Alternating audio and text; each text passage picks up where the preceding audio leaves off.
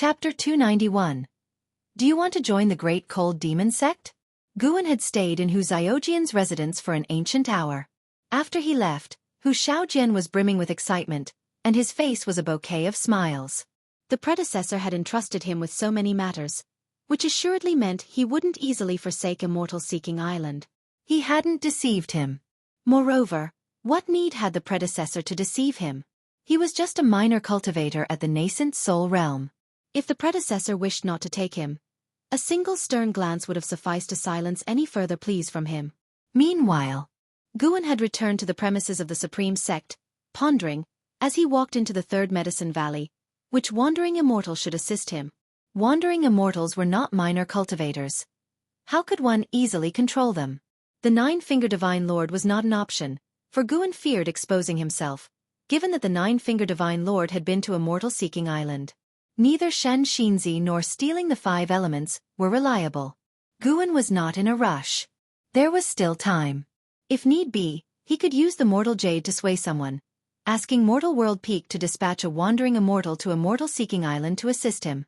Now as the Peak Master of Mortal World Peak, which was rivaled only by Great Cold Demon Sect in strength, and surpassed it in heritage, he felt Mortal World Peak would not fear the Great Cold Demon Sect. The Great Cold Demon Sect needed to do the Holy Court's dirty work to survive, whereas Mortal World Peak was different. It could hold office in the Holy Court. Over the long years, Mortal World Peak had sent how many immortals to the Holy Court? Guan believed Mortal World Peak would not fear the Great Cold Demon Sect. Of course, Mortal World Peak would not oppose Great Cold Demon Sect unless sufficient benefits tempted them to dare offend both the sect and its backing, the Holy King. Reflecting on this, Guan suddenly felt sentimental. No matter how high one's cultivation realm, one could not escape the web of relationships and favors. Only those strong enough to disregard the entire immortal path could act recklessly and willfully. The karmic ties of the world were too complex, with the karma of all beings interlinked in a tangled mesh. Even the weakest beings, when followed through their karmic associations, were connected to immensely powerful entities. Guan surveyed Medicine Valley and did not spot Nine-Finger Divine Lord or stealing the 5 elements, but found Xianxia, who was engrossed in studying Journey to the West. He could not understand Shenzhen's fascination with Journey to the West, and felt that he had grown increasingly distant from the Bitter Sea Buddha sect, barely mentioning Buddhism these days. Guan did not disturb Xianxia but instead headed towards his loft. Compared to worrying about the affairs of the world, what to read next concerned him more. With strange occurrences being commonplace in books through the ages. Recently, Guan took pleasure in reading histories. 5 years later, 210-year-old Guan practiced his exercises in Mystic Valley and glanced at his attribute panel, realizing he was short just under 600,000 years from a 2-billion-year lifespan compared to others' understanding of their own cultivation level. Guan felt a greater sense of achievement watching those numbers of lifespan. But was it really just lifespan? These numbers were clearly his cultivation. After morning practice, Lu Jiujia approached Guan, seeking guidance on the primordial reincarnation skill. Since lifting his cultivation restriction, his maximum lifespan had broken through to 410 years. Consequently, Guan taught him a more potent primordial reincarnation skill. Despite his diligent practice over the many years, he still had much to learn about the technique. Guan listened and then patiently guided him, enlightening Lu Jiujia with a few words, which left him thrilled. Through the primordial reincarnation skill, he was sure his senior brother was no ordinary person and clearly also practiced this cultivation technique. With the access to medicinal herbs his senior brother had, he was bound to far surpass him. After imparting his advice, Guan turned and departed. Lu Jiujia didn't follow, instead standing still and savoring his words. Guan walked into the forest and followed the path leading to the 8 scenic caves. By now, the 8 scenic caves were no longer a secret needing concealment, with Lu Jiujia aware of his secret abode beneath Mystic Valley. Given the chance, Lu Jiujia would watch over the disciples entering the forest, anxious lest any covet his senior brother's cave. Mystic Valley was never short of spies. Guan arrived within the 8 scenic caves, first picking ripe medicinal herbs, then directing the poison corpse to plant anew. The origins of myriad poison mystic skill left by Jianghu had started to bear fruit. Although he couldn't exploit the poison corpse to seize life from the herbs, sowing was straightforward without too much concern. He lay down under a green vine tree, And quickly 2 tendrils stretched over his shoulders and began massaging them. The green vine tree possessed spiritual wisdom, but on ordinary days, it preferred silence. Guan didn't press it. Rather, he relished the tranquility of life in the 8 scenic caves. Accustomed to life in Medicine Valley, taking the time to be alone in the 8 scenic caves was also enjoyable. He planned to stay overnight, as someone would visit him that evening. After finding a comfortable position, he pulled out a history book purchased from a mortal-seeking island, recording the rise and fall of a powerful force.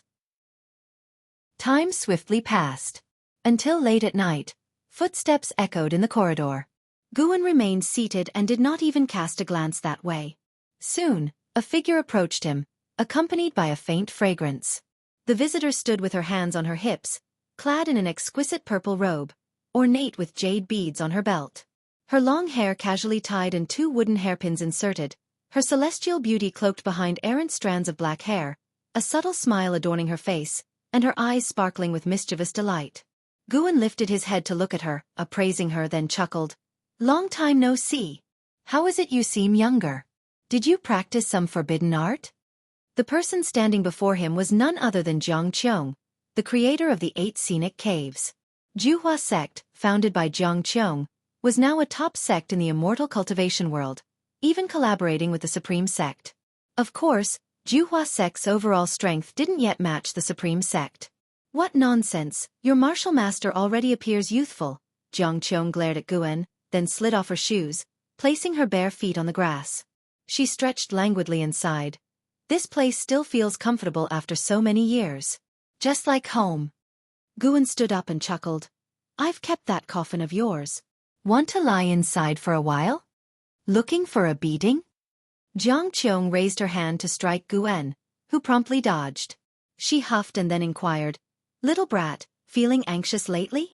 Guan asked curiously. "Why would you think so?" The life-seizing immortal from the Great Cold Demon sect declared he would wipe out all life. "How can you not be anxious? You're the one who fears death the most." "Well, sure, it is worrying, but what use is angst? When the sky falls, there are tall ones like you to hold it up." Guan spread his hands and spoke, eliciting a chuckle from Jianghu, seeing him still as light-hearted as ever.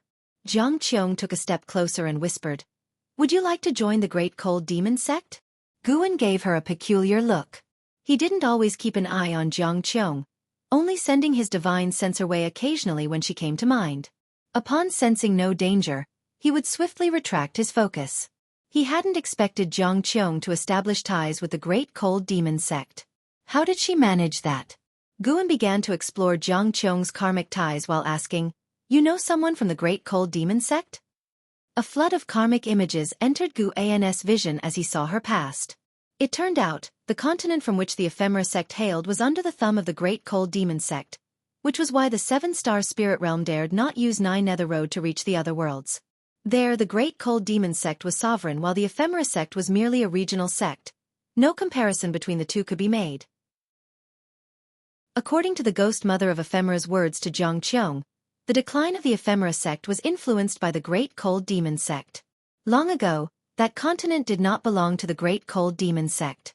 Following the unification, Jianghu sect, like other sects, shared access to the 9 Nether Road, which allowed the ghost mother to return to her roots, with Jiangchu bridging connections through her to the Great Cold Demon sect. The ghost mother knew a great cultivator within the Great Cold Demon sect, a great cultivator with only Mahayana realm cultivation, likely a lowly figure within the sect. Although Sword Venerable Fudao has recently protected the continent, how can his soul strength contend with the Great Cold Demon sect? He did not charge me with any tasks, so I deliberately returned to take you to the Great Cold Demon sect. What harm in cultivating medicinal herbs there? By joining the Great Cold Demon sect, that too could be arranged, Jiangchu earnestly suggested. Guan felt moved yet amused. Why did she always flip sides so easily? Guan shook his head. "No thanks. How comfortable could I be, tending herbs in the powerful Great Cold Demon sect? Perhaps no sooner than joining would I be refined into an elixir. That's a demon sect." Jiangchu glared at him annoyed. "With me around, who could dare to bully you? Are you highly cultivated? Surely not among the highest in the Great Cold Demon sect. But to protect you? More than enough. Just calmly stay with me then." "So I'd have to wait on you. Curry favor with you?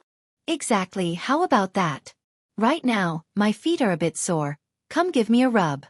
Spit shameless. Guan would never agree. A man might be slain, but not insulted. Looking down, his face betraying disgust, he noted that Jiang Qiong's feet, which she had only bared moments ago, were already stained with mud and grass. Jiang Qiong watched Guan's stubborn reaction, amused and keen to tease further, but she first needed to address serious matters. She spoke gravely. Guan, this time it's different. The Great Cold Demon Sect has sent vast numbers of cultivators here. Their might unmatched by 7 Stars Spirit Realm or Star Sea congregations. Even Star Sea congregations contemplates retreat. Not to mention them. Do you know about 9 Nether Road? Almost every sect on this continent has members desiring to flee through 9 Nether Road, including your supreme sect. Guan fell silent. Jiang Qiong continued. Actually, joining the Great Cold Demon Sect might not be ill-fated. Perhaps you'd even discover great opportunities. While innate aptitude is fated, there are plenty in this world who turn their lives around with later-day fortunes. Don't you desire the pursuit of eternal life? Guan gazed at her, replying, Thanks for your kindness, but I truly don't want to go. There are too many things and people here that I cannot abandon. As for fortunes you mentioned, when has this world ever offered fortune free from danger? Even venturing into the 8 scenic caves once nearly brought me peril. Hearing this, Jiang Qiong grew frustrated. Why was this boy so stubborn?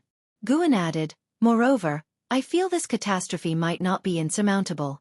I believe in sword venerable Fudao, believe in the triumph of good over evil. Surely, there are many great powers in this world who can stand against the Great Cold Demon Sect. I often read books, and don't they all say, if man will strive, then heaven will thrive? The Great Cold Demon Sect, which treats life so wantonly, no matter how powerful, will eventually meet its reckoning. Aligning with them is not a righteous path.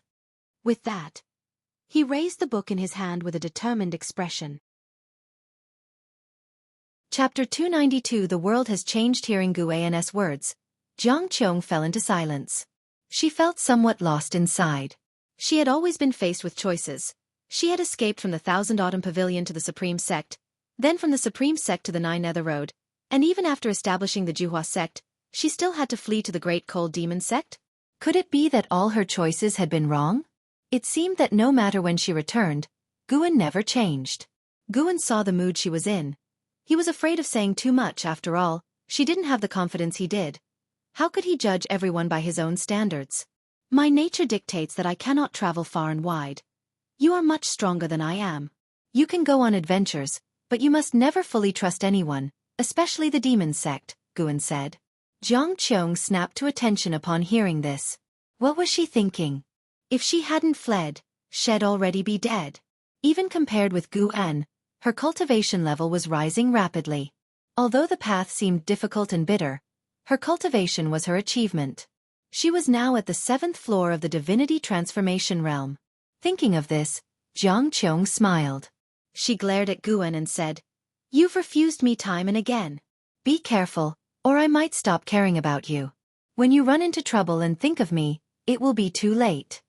Guan solemnly said, As long as you are safe, it doesn't matter if you forget about me. Meeting and knowing each other in this life is a destiny forged over 100 lifetimes. Touched by his words, Jiang Qiong thought to herself, this brat knows how to talk. If his cultivation were higher, how many girls of heavenly pride would he lead astray? Of course, she believed that Guan truly thought this way and wasn't just trying to please her. After knowing him for so many years, she never heard Guan ask her for anything. Jiang Qiong looked at Guan, wanting to tease him, but no words could pass her throat. That's because this time, the situation was truly different. She felt that Guan had underestimated the power of the Great Cold Demon Sect.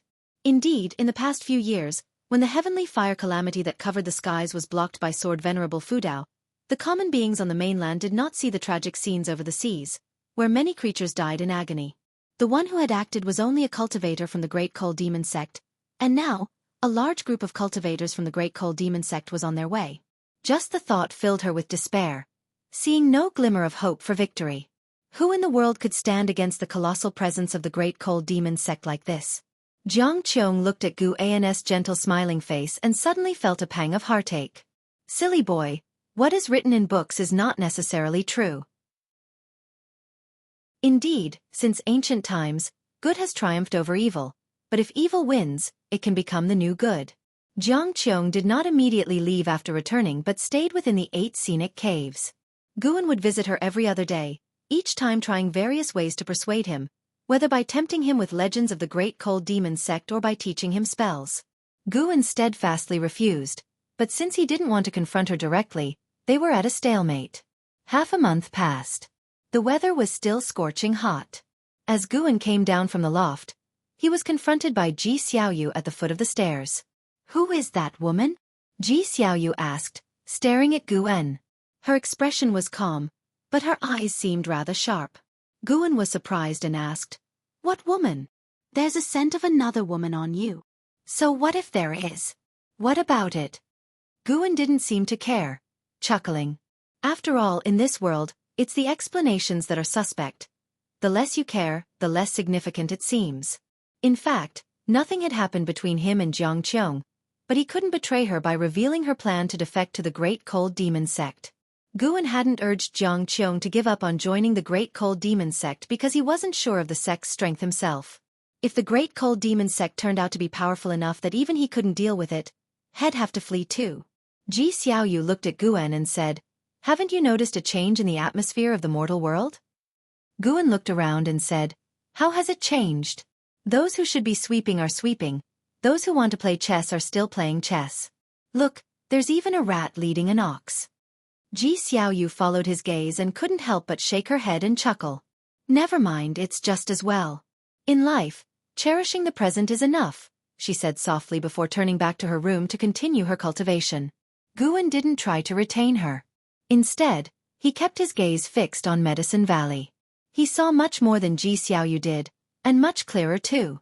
Ever since the real Bai Hong displayed heavenly fire, the entire sea had been engulfed by a frenzy of escape, which gradually affected the mainland. Many noble families began to venture across the seas or rush to the Nine Nether Road. Moreover, many were spreading rumors that the Great Cold Demon Sect was about to launch a massive invasion, all of which Guan knew were minions hastily recruited by the Great Cold Demon Sect cultivators, intended to sow panic in this part of the mortal world. At the Say-breaking rift, the soul-calming pagoda was already crammed with countless cultivators from the Great Cold Demon Sect, the least of whom were at the Nirvana realm, with a number of heaven and earth flying immortals surpassing 100. Besides the life-seizing immortal, there were even 3 carefree primordial immortals. A total of 4 carefree primordial immortals. This force was absolutely overwhelming in this part of the mortal world, unstoppable. The key was that the Great Cold Demon Sect was still sending reinforcements. Guan hadn't made a move yet because he didn't know the full extent of the Great Cold Demon Sect's resources. However, he wasn't just waiting idly. He had already used his divine sense to scan the great heavenly spirit land, looking for a safe place far from this part of the mortal world. If he really couldn't stand against them, he would take everyone he cared about with him and leave, ready to start life anew. Of course, this was a last resort. It all depended on whether the Great Cold Demon Sect had a divine immortal of wondrous dharma. So far, the highest level among the carefree primordial immortals was only the 5th floor. Before a divine immortal of wondrous dharma appeared, Guan, who was at the 9th floor of the divine immortal of wondrous dharma realm, wouldn't panic. After watching for a while, Guan turned and left. An ancient hour later, riding on the Blood Prison Great Saint, he arrived at Xianxia Valley with Yang Jian and Li Lingtian following behind. Li Lingtian wore an impatient expression. It was clear he was not keen on coming to Xianxia Valley. Li Xiandao was waiting inside the valley. Guan, accompanied by the 2 men, entered the courtyard where Li Xiandao was. By now, Li Lingxian's cultivation had reached the 8th floor of the core formation realm, pleasing Li Xiandao, who complimented him for not neglecting his cultivation. "Let's get one thing straight. I don't want to go back. Besides, Father Emperor, you're still in good spirits, so there's no need for me to act as the crown prince," Li Lingtian said immediately. Li Xiandao shook his head with a smile, while Guan actually found this quite amusing. Li Xiandao planned to reign as emperor for eternity. Naturally, the crown prince was the most feared threat. The only reason Li Lingtian became the crown prince was on behalf of Empress Yang and the Yang family. Li Lingxian's words made Guan look at him with newfound respect. This youngster seemed to have the wisdom of playing the fool.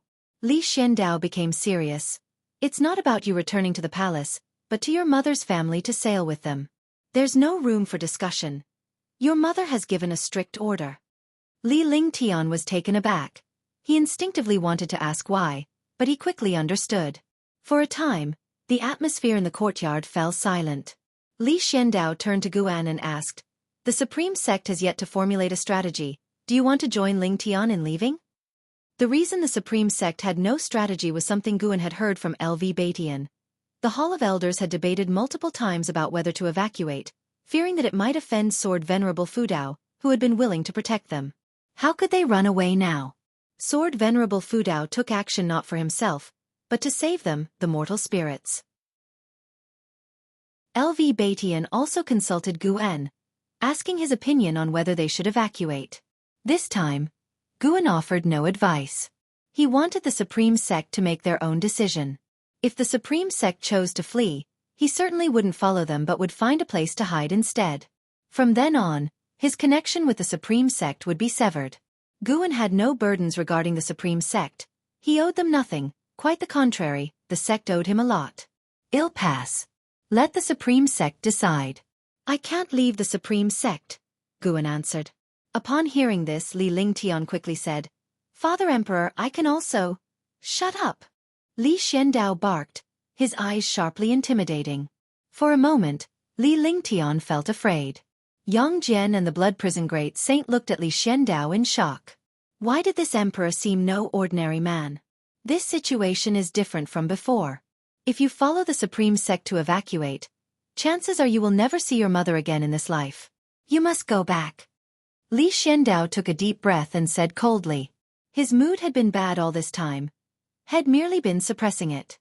He had worked hard for many years to secure his empire, and now a calamity threatened to destroy it. How could he not feel indignant? Yet, compared to the immense depth of the Great Cold Demon Sect, Taizong Dynasty had no intention to resist. Guan looked at Li Xiandao and asked, "Uncle, what about you?" Li Lingtian turned his gaze angrily to Li Xiandao. Li Xiandao looked at his own teacup on the table and said softly, "Everyone can escape, except me. Even if I have to die, let me die alongside my subjects." With so many people in the Taizong Dynasty, not all could escape. If he thought of leaving, the dynasty would surely descend into chaos. Li Lingtian froze, his eyes softening as he looked at Li Xiandao. Yang Jian also grew solemn out of respect for the emperor who had gifted him a divine weapon.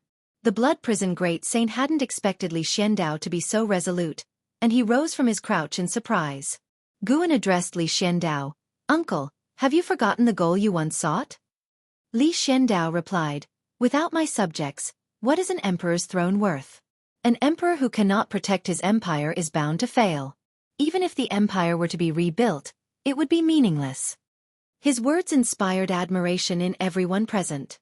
Luo Han even knelt down, expressing with a heavy voice, "Your Highness, I am willing to follow and serve you unto death without regret." Li Xiandao merely waved his hand, not saying much more. Sure, he spoke sincerely, but he hadn't resigned himself to fate. He was gambling. He was betting on the Sword Venerable Fudao to overturn the Great Cold Demon Sect. He couldn't forget the shock Sword Venerable Fudao had brought him during past calamities. He couldn't forget that day when the skies were filled with fierce flames pressuring the living beings, and countless green lights rose up, giving him hope. He felt Sword Venerable Fudao was different. A difference that perhaps even transcended cultivation levels. Despite many great cultivators in the world, he just felt that Sword Venerable Fudao was the most special. From Sword Venerable Fudao, he sensed an aura. That was the aura of invincibility. Should Sword Venerable Fudao's heart be kind, then peace would reign throughout the land. Chapter 293. How about I slice that continent in half with one sword? After staying in Tianya Valley for an ancient hour, Guan left with Blood Prison Great Saint and Yang Jian, while Li Lingtian stayed behind in Tianya Valley, as he was about to head south and venture out to sea. If nothing unexpected happened, at least in Li Lingxian's view, it would be very difficult for him to see Guan and Yang Jian again in his lifetime. When they parted, Li Lingtian asked Guan to convey a message to Ji Xiaoyu, speaking words of blessings. "Master, is there really no power in the world willing to come out and stop the Great Cold Demon Sect?" Blood Prison Great Saint asked with a tone full of emotion. In his world, there existed no force as formidable. Yang Jian also looked towards Guan, unworried as long as his martial master was calm. Guan responded, "How can there not be?" Many led the charge towards the soul-calming pagoda, only to fall due to lack of strength. He spoke the truth. Every now and then, a group of cultivators and demons would assault the soul-calming pagoda, and even if they perished, others would follow their will. Whether the world was good or evil it was hard to say, but one thing was certain. There existed real justice, and some cultivators deemed it more important than eternal life. Guan looked into the distance. Great Cold Demon Sect, you'd better have something worth my fear, or even the Holy King can't protect you. What would the Holy Court do if angered? Kill if necessary, or simply flee to outer heaven? If no trouble came knocking, Guan naturally preferred to stay low in the Supreme Sect. But when trouble came knocking uninvited, he wouldn't swallow his pride. Along the way, having killed numerous madmen, Guan was always aware of how terrifying his ability to seize life was. In anyone else's hands, it would have caused catastrophe across the world. He managed restraint because that was who he was. Everyone had their path, and he only wished to walk his without guilt. However, the more chaotic the world became, the more he desired to unleash slaughter. He wanted to kill the people of the Great Cold Demon Sect. Across the tumultuous seas lay the sea-breaking rift, splitting the ocean in two, beside which stood the towering soul-calming pagoda, its top seeming to touch the sky. The sky brimmed with stifling thunderclouds, with occasional muffled thunder. At the first level of the soul-calming pagoda, the life-seizing immortal sat on a lotus throne, flanked by 3 individuals, none inferior in presence, while hundreds of Great Cold Demon Sect cultivators stood in the hall, creating a cheerful ambience with laughter, looking nothing like demon cultivators, adorned in splendid garments and dignified demeanors, some even appearing ethereal and wise. A woman in red next to the life-seizing immortal opened her eyes, turned to him and asked, "Brother, how much longer must we wait? Are there still beings in this mortal region that the 4 of us cannot subdue?" The other 2 carefree primordial immortals opened their eyes, their expressions indifferent, eyes fixed on the life-seizing immortal. Life-seizing immortal slowly opened his eyes, saying, "Caution is the parent of safety. Bai Hong's death was too peculiar. We must not be careless. Remember what this land hides." The 3 carefree primordial immortals fell silent. Having lived for hundreds of thousands of years and weathered many storms, they shed their arrogance upon hearing life-seizing immortals' words. Indeed, the greater the power, the greater the caution required. At this moment, someone in the hall stepped forward and loudly said, "Venerable masters, why not ignite another disaster to test the limits of that mysterious being and drive more people away, lest they hinder us?" With these words, the hall erupted with agreement and cries for revenge for Bai Hong. Life-seizing immortal's gaze turned to the first speaker, a blue-robed Taoist with a treasure sword at his waist and a folding fan in hand. His inherent sword intent formidable even just standing there. "Qing Xin, what would you like to do?" asked the life-seizing immortal. Silence followed in the hall. With a smirk, Qing Xin the Taoist replied, "I wield a sword capable of slicing oceans and moons alike. How about I cleave that continent in half with a single strike?" After speaking, he raised his arms, turned to face the crowd, prompting applause and cheers in the hall. The majority of cultivators present felt no pressure but rather a playful curiosity to see who would dare oppose the Great Cold Demon Sect. Were it another mortal region they might have worried, but here like tigers among chickens, where was the reason to fear? Watching Qing Xin display such vigor, the other 3 carefree primordial immortals smiled.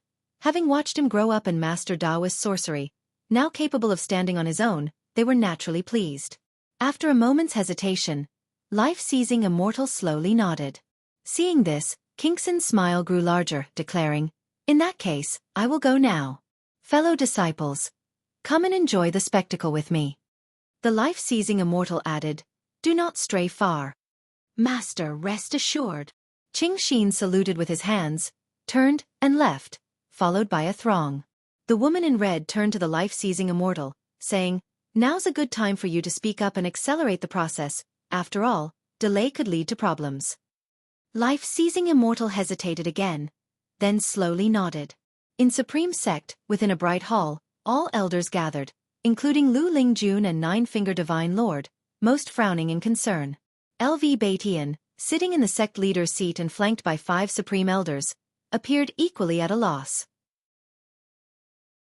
Vice Sect Leader Ji Hantian spoke out. Sect Leader, just say what you're thinking so we can prepare in advance.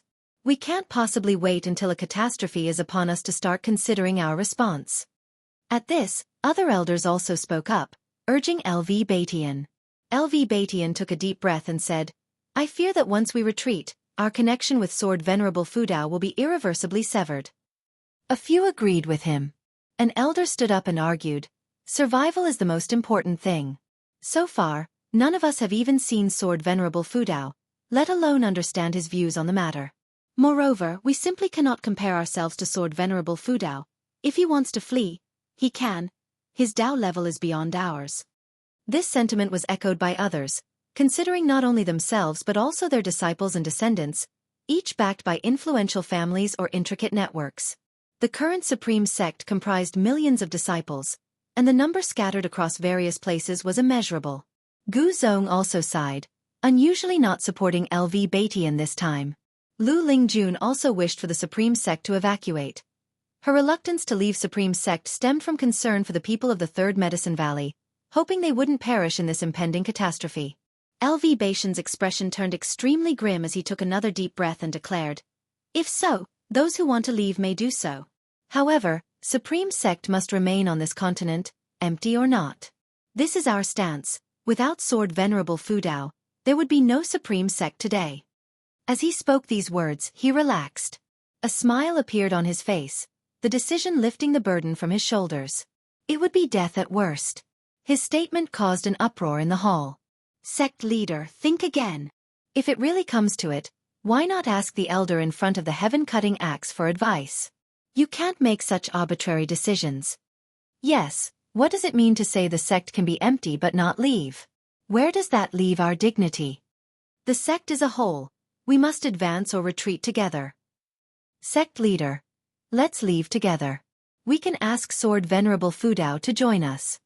LV Batian, listening to their words, felt their hypocrisy. A bunch of cowards afraid to take responsibility and scared to die. As he was about to speak, a voice suddenly echoed through the heavens and earth.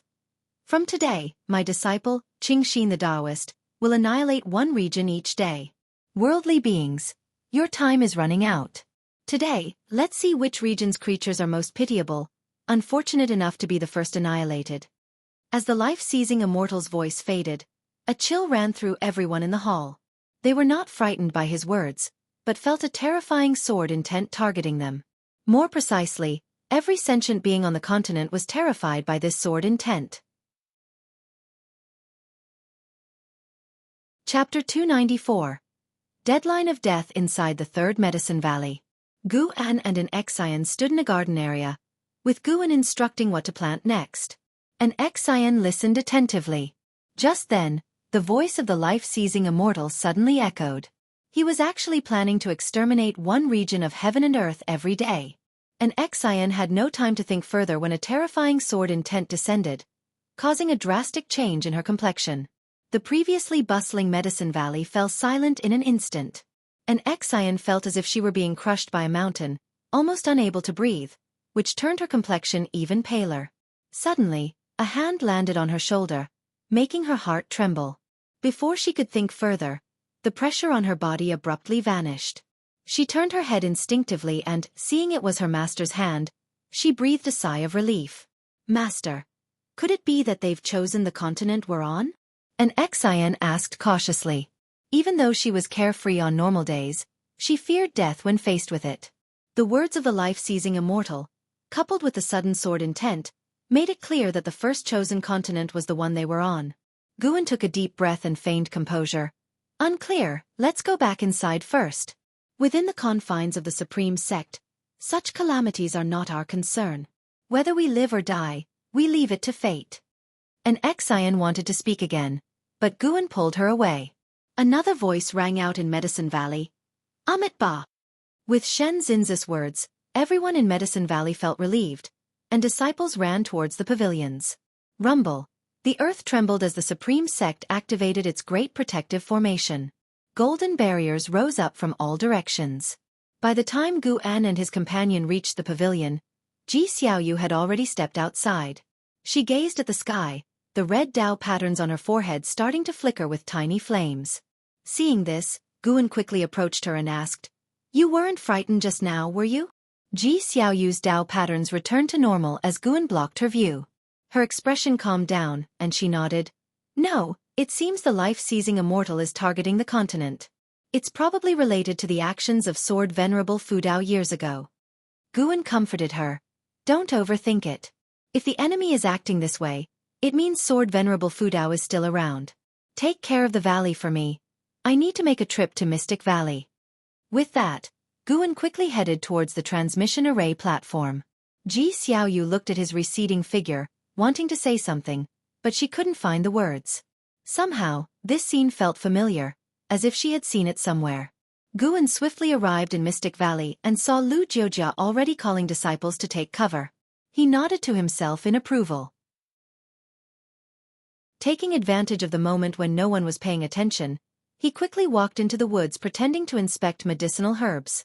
"Are you courting death? Caring about your flowers and plants at a time like this? You must be insane." The voice of Jianghu came from behind, and Guan turned to look, seeing her with an ugly expression walking towards him. She looked at Guan and said with resentment, "Now I can't even escape if I want to. Let's wait for death together." She could feel the sword intent approaching rapidly. Even if she tried to escape now, she was afraid it would be too late to reach the Nine Nether Road. Guan, squatting on the ground, couldn't help but punch the grass, picking up a handful of fallen leaves before standing up, his face filled with unwillingness. Jianghu looked at his expression and suddenly laughed, teasing, "What's wrong? Scared?" Guan tossed the leaves in his hand forward as if venting his anger. He then turned to look at Jianghu and said, "I'm not afraid. I just find this disdain for life detestable." Jianghu fell silent, then said, "Come with me to the 8 scenic caves." Guan nodded and followed her up the mountain. Jianghu didn't notice the leaves that Guan had thrown floated up again, each leaf trembling. Only after they entered the entrance of the 8 scenic caves did the leaves disappear into the forest. In front of the soul-calming pagoda, tens of thousands of great cold demon sect cultivators floated in the air, their eyes focused on Qingxin Zhenren, who was holding a sword. Such exquisite sword intent, Elder Brother Kingxin's supreme mysterious sword Dao has reached the transformation realm. Indeed powerful, enough to sweep across the heaven and earth flying immortal realm. I heard that Elder Brother Bai Hong was defeated by Elder Brother Qingxin 1,000 years ago. The founder of the supreme mysterious sword Dao, the supreme mysterious ancestor, went to the Holy Land long ago. In 10,000 years, the only one who has reached such a level with the supreme mysterious sword Dao is Elder Qingxin. This sword strike, everyone should watch carefully, it is a rare sight. The great cultivators of the great cold demon sect discussed animatedly, mostly in a light-hearted tone. Even though they already knew about the fall of Bai Hong, they were not panicked. They had the numerical advantage this time, and with 4 carefree primordial immortals as their support, how could they possibly die? Qingxin Zhenren positioned his treasure sword in front of him, the blade perfectly aligning with his eyes. Suddenly, he opened his eyes, which astonishingly turned green. As soon as he opened his eyes, his sword intent fully erupted, silencing the surrounding noise. All eyes fell on Qingxin Zhenren, and with a stern look, he immediately slashed with his sword. Sword light gleamed, chilling the heaven and sea, and even the rolling thunderclouds above were illuminated.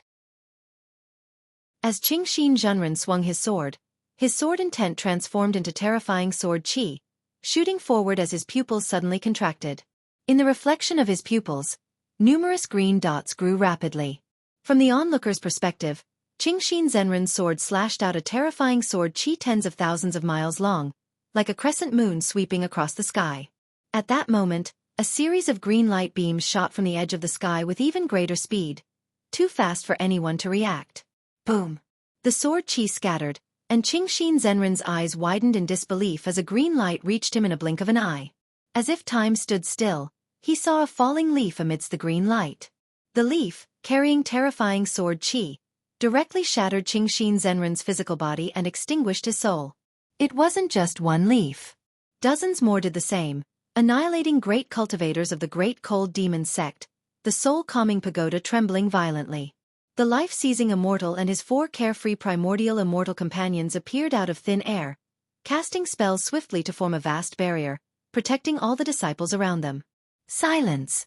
The world rapidly fell into quietness, and all the disciples of the great cold demon sect trembled, displaying fear no longer masked by their previous nonchalant demeanor. The life-seizing immortal turned his head, noticing the leaves embedded all over the surface of the soul-calming pagoda, his pupils narrowing. It was leaves. The attack was too fast, so fast that by the time they realized it, more than a dozen disciples had died, all heaven and earth flying immortals. Even the red-clothed woman who had been urging the life-seizing immortal to speed up the process couldn't speak now. As powerful as the carefree primordial immortals were, they were filled with dread. The enemy had struck too fast, killing disciples right under their noses. It was as if someone had slapped them across the face, leaving a burning sensation. Guan followed Xianxia into the 8 scenic caves, with prompts of lifespan continuously appearing before him. This strike seized 4,300,000 years of lifespan. Guan hadn't used his full strength, but it was enough to terrify the life-seizing immortal and his associates. If they could summon even stronger beings, then they should call them sooner. If not, even if they gave up on exterminating this region of the mortal world, Guan would not let them go. The 100-year mandate set by the life-seizing immortal had already become his death sentence in Guan's mind. Jianghu let out a sound of surprise, feeling the terrifying sword intent suddenly disappear. Guan then asked, "Could it be that we've escaped this disaster?" Without looking back, Jianghu replied, "Can't say for sure." The two made their way to the green vine tree, with Jianghu starting to set up the formation. Guan asked her what she was doing. The smaller the range of the formation, the stronger its protection. I want to see if we can escape this disaster. Let's take a gamble. If it doesn't work, we're dead anyway, so worrying then would be pointless, Jianghu casually answered, making Guan want to cry and laugh at the same time. Meanwhile, the entire continent was in a state of tension. Even though the sword intent had vanished, the tightly wound nerves of all beings on the continent could not immediately relax. Many beings began to flee, and Guan even felt many presences flying out of the supreme sect, all in groups, which were noble families in flight. Inside the third medicine valley, Jianghu landed swiftly and found Xiaoyu. The two conversed inside the house. "I'm not leaving," Xiaoyu stated, expressionless. Upon hearing this, Jianghu became angry but, for some reason, looking at Xiaoyu, he thought of a fellow descendant with the same name and surname. Although they looked different, their expressions at this moment made them seem like the same person. Jianghu's anger dissipated somewhat, and he said solemnly, "Regardless of whether the life-seizing immortal has chosen this continent, there will only be more dangers ahead. The Ji family must preserve its lineage. Why do you insist on staying?" Xiaoyu looked at him. "Someone must stay. I can give my spot to someone else. Besides, where can we flee to?" Jianghu felt suffocated with frustration. Years ago, he had tried to forcibly keep another Xiaoyu, without success. Now he wanted this Xiaoyu to leave, but it was still not possible. He couldn't understand why these descendants always opposed him. He was always looking out for their best interest. "There's no time left. You'd better go and persuade the other clan members," Xiaoyu reminded. Jianghu glared at her and left immediately. Xiaoyu was not his direct descendant, so he could only advise, without the right to forcibly take her away. Once Jianghu had departed, Xiaoyu thought for a moment and then walked out of her house. She went outside the courtyard, looking up at the sky, only to see numerous cultivators flying over Medicine Valley. It was unclear whether they were fleeing or preparing for battle. "The great cold demon sect," Xiaoyu murmured to herself, the Tao patterns between her eyebrows once more emitting thin flames. Time passed amidst the panic of beings below. The people were trapped in agony and anxiety. Until an ancient hour later, the atmosphere began to ease. Elder Lu looked at Xianxia and asked, "Senior, were we not chosen?" The other disciples looked at Xianxia as well. Xianxin's background was very mysterious, but the higher-ups of the supreme sect held him in high regard. Such an existence would certainly see further than they could. Xianxia frowned deeply, looking towards the sky, and said, "Indeed, we were not chosen." At his words, all the disciples rejoiced. Chapter 295. The Great Cold Demon Sect Attacks. Upon hearing Xianxin's words, The disciples of Medicine Valley all cheered. Yet Xianxia hesitated as if he wanted to say more. He intended to say one thing, that it seemed no continent had been chosen. To obliterate a continent, what immense power it must require. He, being from the 9th layer of the wandering immortal realm, could surely sense it. However, he could not openly mention this, for fear that these mortals would be terrified. Even if they knew what would happen next, what could they do? Better to enjoy this surprise and live the remaining days as carefree as possible. Time continued to pass. With the moon setting and the sun rising, only when the next day's sunlight swept across the great heaven and earth did the creatures of the continent finally breathe a sigh of relief, for the life-seizing immortal had said that each day, one continent would be chosen, and they had survived the first day. The situation at the Supreme Sect also settled down. Although many noble families began to retreat, the core foundation remained unshaken. When Guan returned to the 3rd Medicine Valley, normalcy had returned to Medicine Valley. After Xiaochuan left and an Xian began to manage Medicine Valley, and because of her gentle nature, most disciples liked her, so there had been no issues under her management. Shenzhen found him soon after he returned. "Do you want a place to hide?" Shenzhen asked with a smug smile, her eyes gleaming behind her veil. While walking toward a distant garden, Guan casually asked, "How would we hide?"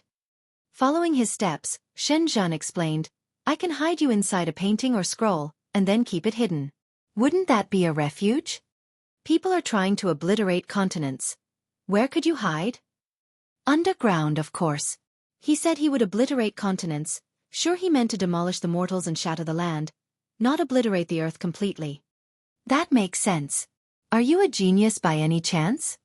Guan suddenly realized, looking at Shenzhen with amazed eyes. A twitch appeared at the corner of Shenzhen's veiled mouth, clearly perceiving the sarcasm in Guan's tone. Guan continued, "Don't overthink it. I always feel that yesterday our continent was not excluded. That mysterious pressure was no lie. Also, haven't you noticed how calm today has been?" Upon hearing this, Shenzhen narrowed her eyes. "Are you suggesting that the great cold demon sect's offensive was thwarted?" "Very likely. After all, I trust that the heavens are just. There must be great cultivators out there with a heart for the mortals. A heretical path like the great cold demon sect cannot last forever," Guan declared with conviction, his face full of determination. Shenzhen suddenly found it hard to judge him. Calling him foolish wouldn't explain his current stature, and calling him naive wouldn't explain how he could write something as unique as Journey to the West. "You say the heavens are just.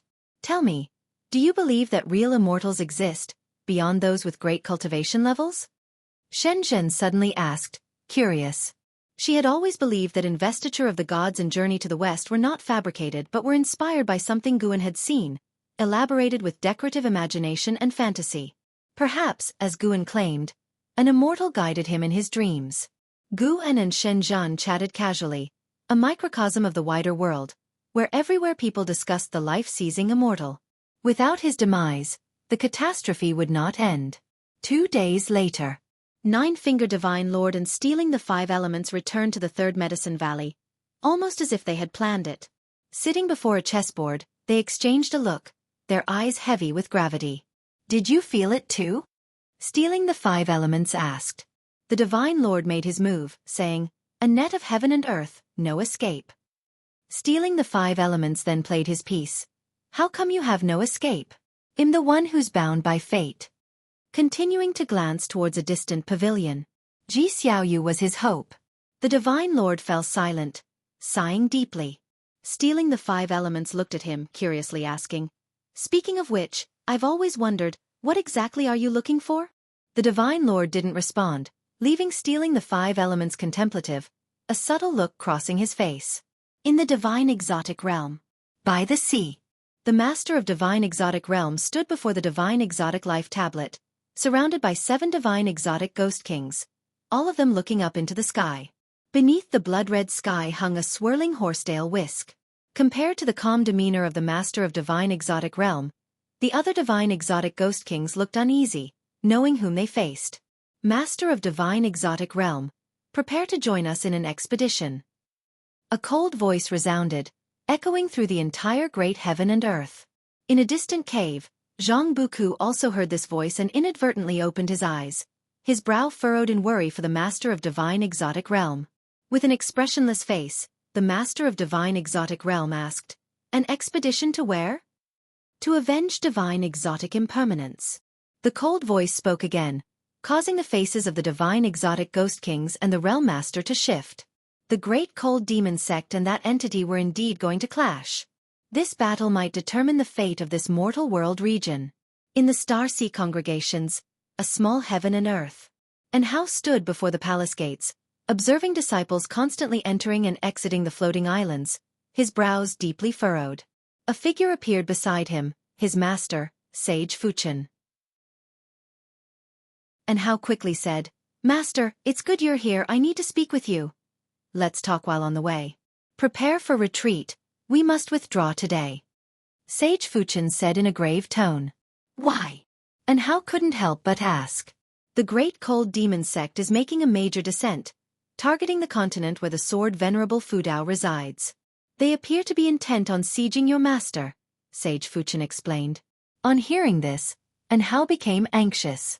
Before he could reply, Sage Fuchen continued, "Your cultivation level won't assist your master. It's best to leave early. Your master, although strong, can't withstand the full assault of the great cold demon sect, otherwise, he wouldn't be on the defensive." And Hao gritted his teeth. "My concern isn't for my master. I must go back." And Xian was still within the supreme sect. How could he abandon her? He immediately leaped up, intending to forcefully break out of the Star Sea congregation's realm. Suddenly, long hair wrapped around him, surprisingly Sage Fuchen's horsetail whisk. "Master!" And Hao cried out in anguish, startling the other disciples. Sage Fuchen held the horsetail whisk, chanting incantations. The whisk's hairs quickly extended, gagging and Hao. "I'm sorry, disciple." Sage Fuchen's eyes became resolute. This scene left the other disciples silent. Without discussion, they all understood and felt the heaviness in their hearts, likewise having people they couldn't leave behind. The Star Sea congregations were about to flee. In another realm, Li Ya, leveraging divine exotic city, forcefully broke free, unobstructed by anyone. He quickly flew out over the Star Sea, heading towards the horizon. "Disciple, think carefully, once you go, there is no turning back." An old voice sounded, and as Li Ya turned his head, he didn't see his master's figure. He did not answer but instructed the divine exotic immortal spirit on his shoulder to move forward. The divine exotic immortal spirit howled, and the divine exotic city immediately displayed extraordinary speed, streaking towards the horizon.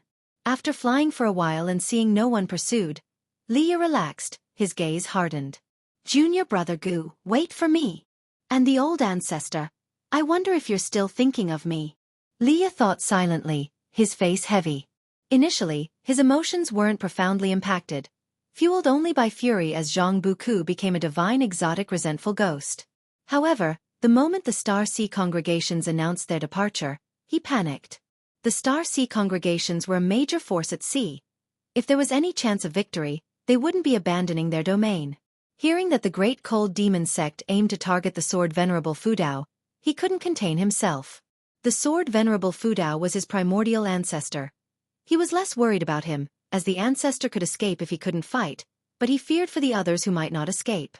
He had to be quick. Li Ya clenched his teeth, fearing the continent had already fallen. The divine exotic immortal spirit, however, was not panicked, leaping joyfully in the air, which both irritated and envied Li Ya. This creature seemed to fear nothing. Its confidence was unknown. Time rapidly passed. 2 ancient hours later.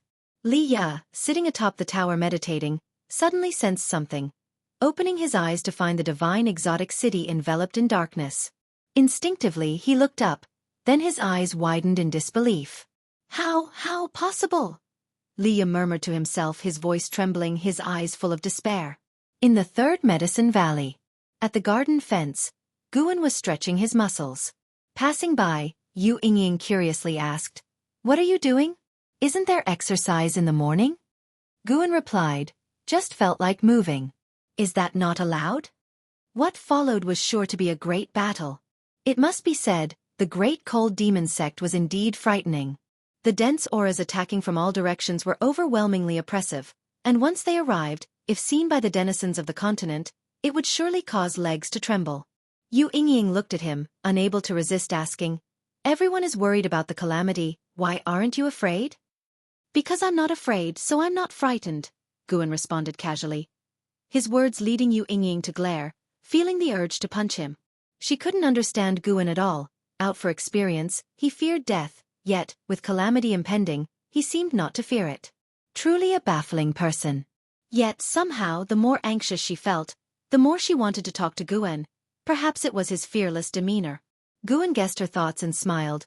"Whether you worry or fear, it won't change anything, will it?" Yu Yingying opened her mouth, unsure how to respond. Guan drew his heavenly resident's sword, suddenly unsheathing it.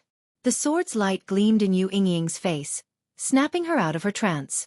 Looking at Guan holding the sword, Yu Yingying's earlier illusion re-emerged, his forehead marked with golden patterns, appearing extraordinary as if an immortal lord on earth. She had to admit, although Guan's cultivation level wasn't impressive, his appearance and bearing were truly out of this world, unlike a mortal. Guan raised his sword towards Yu Yingying, the blade's tip reflecting in her pupils, causing her to shiver. "If only this sword could slash away the fear in your hearts, how wonderful would that be?" Guan said wistfully. Yu Yingying was left in a daze. Chapter 296. The Strongest Sword. Sunlight shone on Guan, and Yu Yingying felt as if he were draped in a layer of rosy clouds, his whole being radiating with splendor. She actually believed that Guan was speaking the truth. Guan's gaze fell on her, and he raised an eyebrow asking, "What? Are you intimidated by my aura of righteousness?" Yu Yingying snapped back to reality and glared. "Who can't say things like that? If your sword is really that powerful, would you still be holed up here?" "Heh, what do you know? Hurry up and leave. Don't disturb my cultivation." Guan smiled, then sheathed his sword smoothly, believing himself to look quite dashing. Sadly, Yu Yingying was blind to it. Yu Yingying snorted and turned to leave. As she turned around, a smile appeared on her face. Talking with this silly boy had indeed had an effect. Her heart felt much better. At the same moment, under the tree, Xianxia opened his eyes, his gaze profound. His hand clutching the prayer beads moved faster, clearly anxious. Next to him, Wuxia and Nine-Finger Divine Lord, who were playing chess, stood up. "Let's call this game a draw," declared Nine-Finger Divine Lord without room for doubt. Wuxia's eyes widened in disbelief. "You're almost wiped out by me, and you dare call it a draw?" Nine-Finger Divine Lord said nonchalantly with a straight face and unwavering confidence. "The outcome is uncertain until the end." Wuxia shook his head with a smile but said nothing more, disappearing into thin air. Nine-Finger Divine Lord's gaze swept over Medicine Valley, landing on the distant figure of Guan. "What a pity, I haven't won a single game against you yet." Nine-Finger Divine Lord muttered to himself before he, too, disappeared on the spot. Guan, who was stretching his limbs, felt numerous cultivators and demons taking flight across the continent, rushing towards its edges. Before the cataclysm, some wished to flee while others wished to fight. Those wishing to fight were driven by courage, righteousness, or compulsion, but at this moment, they had all made their decision. The question was whether they could maintain that courage once they witnessed the true might of the great cold demon sect. Guan turned and walked toward the transmission array platform. Along the way, the number of disciples who greeted him diminished, everyone preoccupied with their thoughts.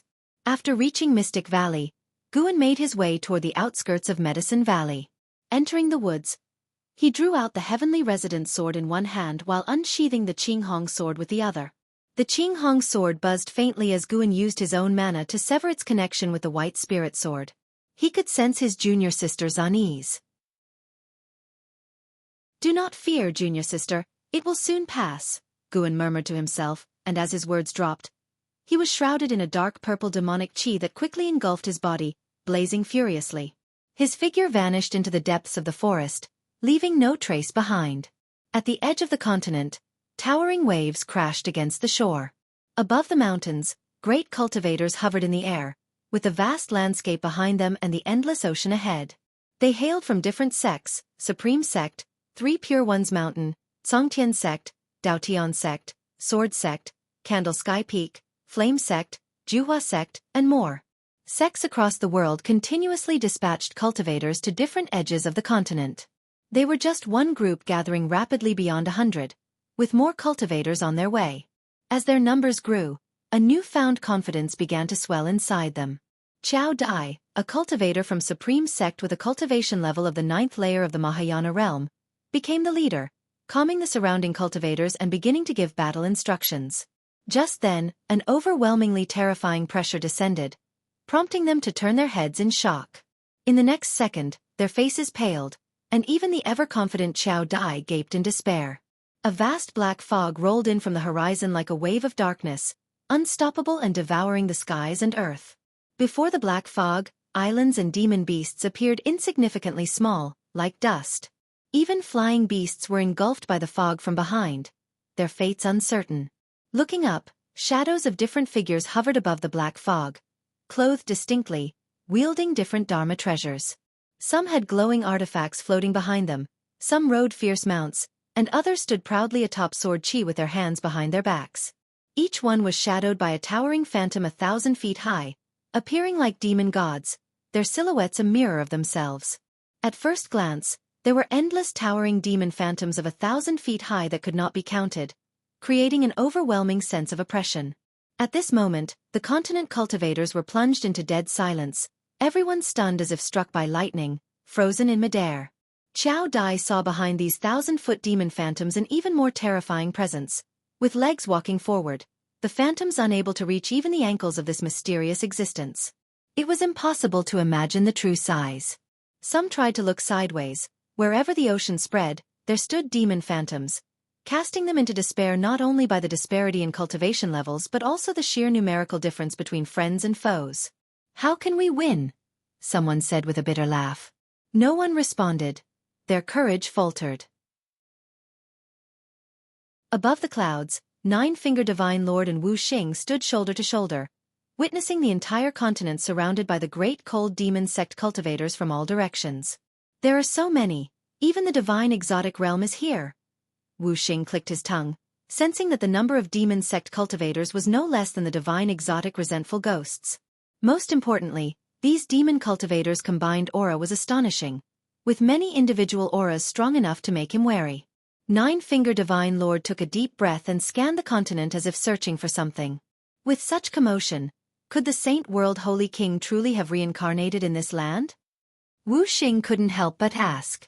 Nine-Finger Divine Lord looked into the distance and replied, "If the Holy Heart awakens, with the Holy King's capabilities, rising to power won't be difficult. But the Great Cold Demon Sect fears that the Holy Court might detect the aura of the Saint World Holy King." After hearing this, Wuxia found it to make sense, and he stepped forward. "What are you planning to do?" inquired Nine-Finger Divine Lord hastily. Without turning back, Wuxia strode forward through the air, raising his hand with a laugh. "Forgot to tell you, I am the divine exotic ghost king Wuxia. Wuxia is just a pseudonym." Nine-Finger Divine Lord frowned but didn't get angry, just watched as Wuxia advanced. "Wuxia, return to your place at once."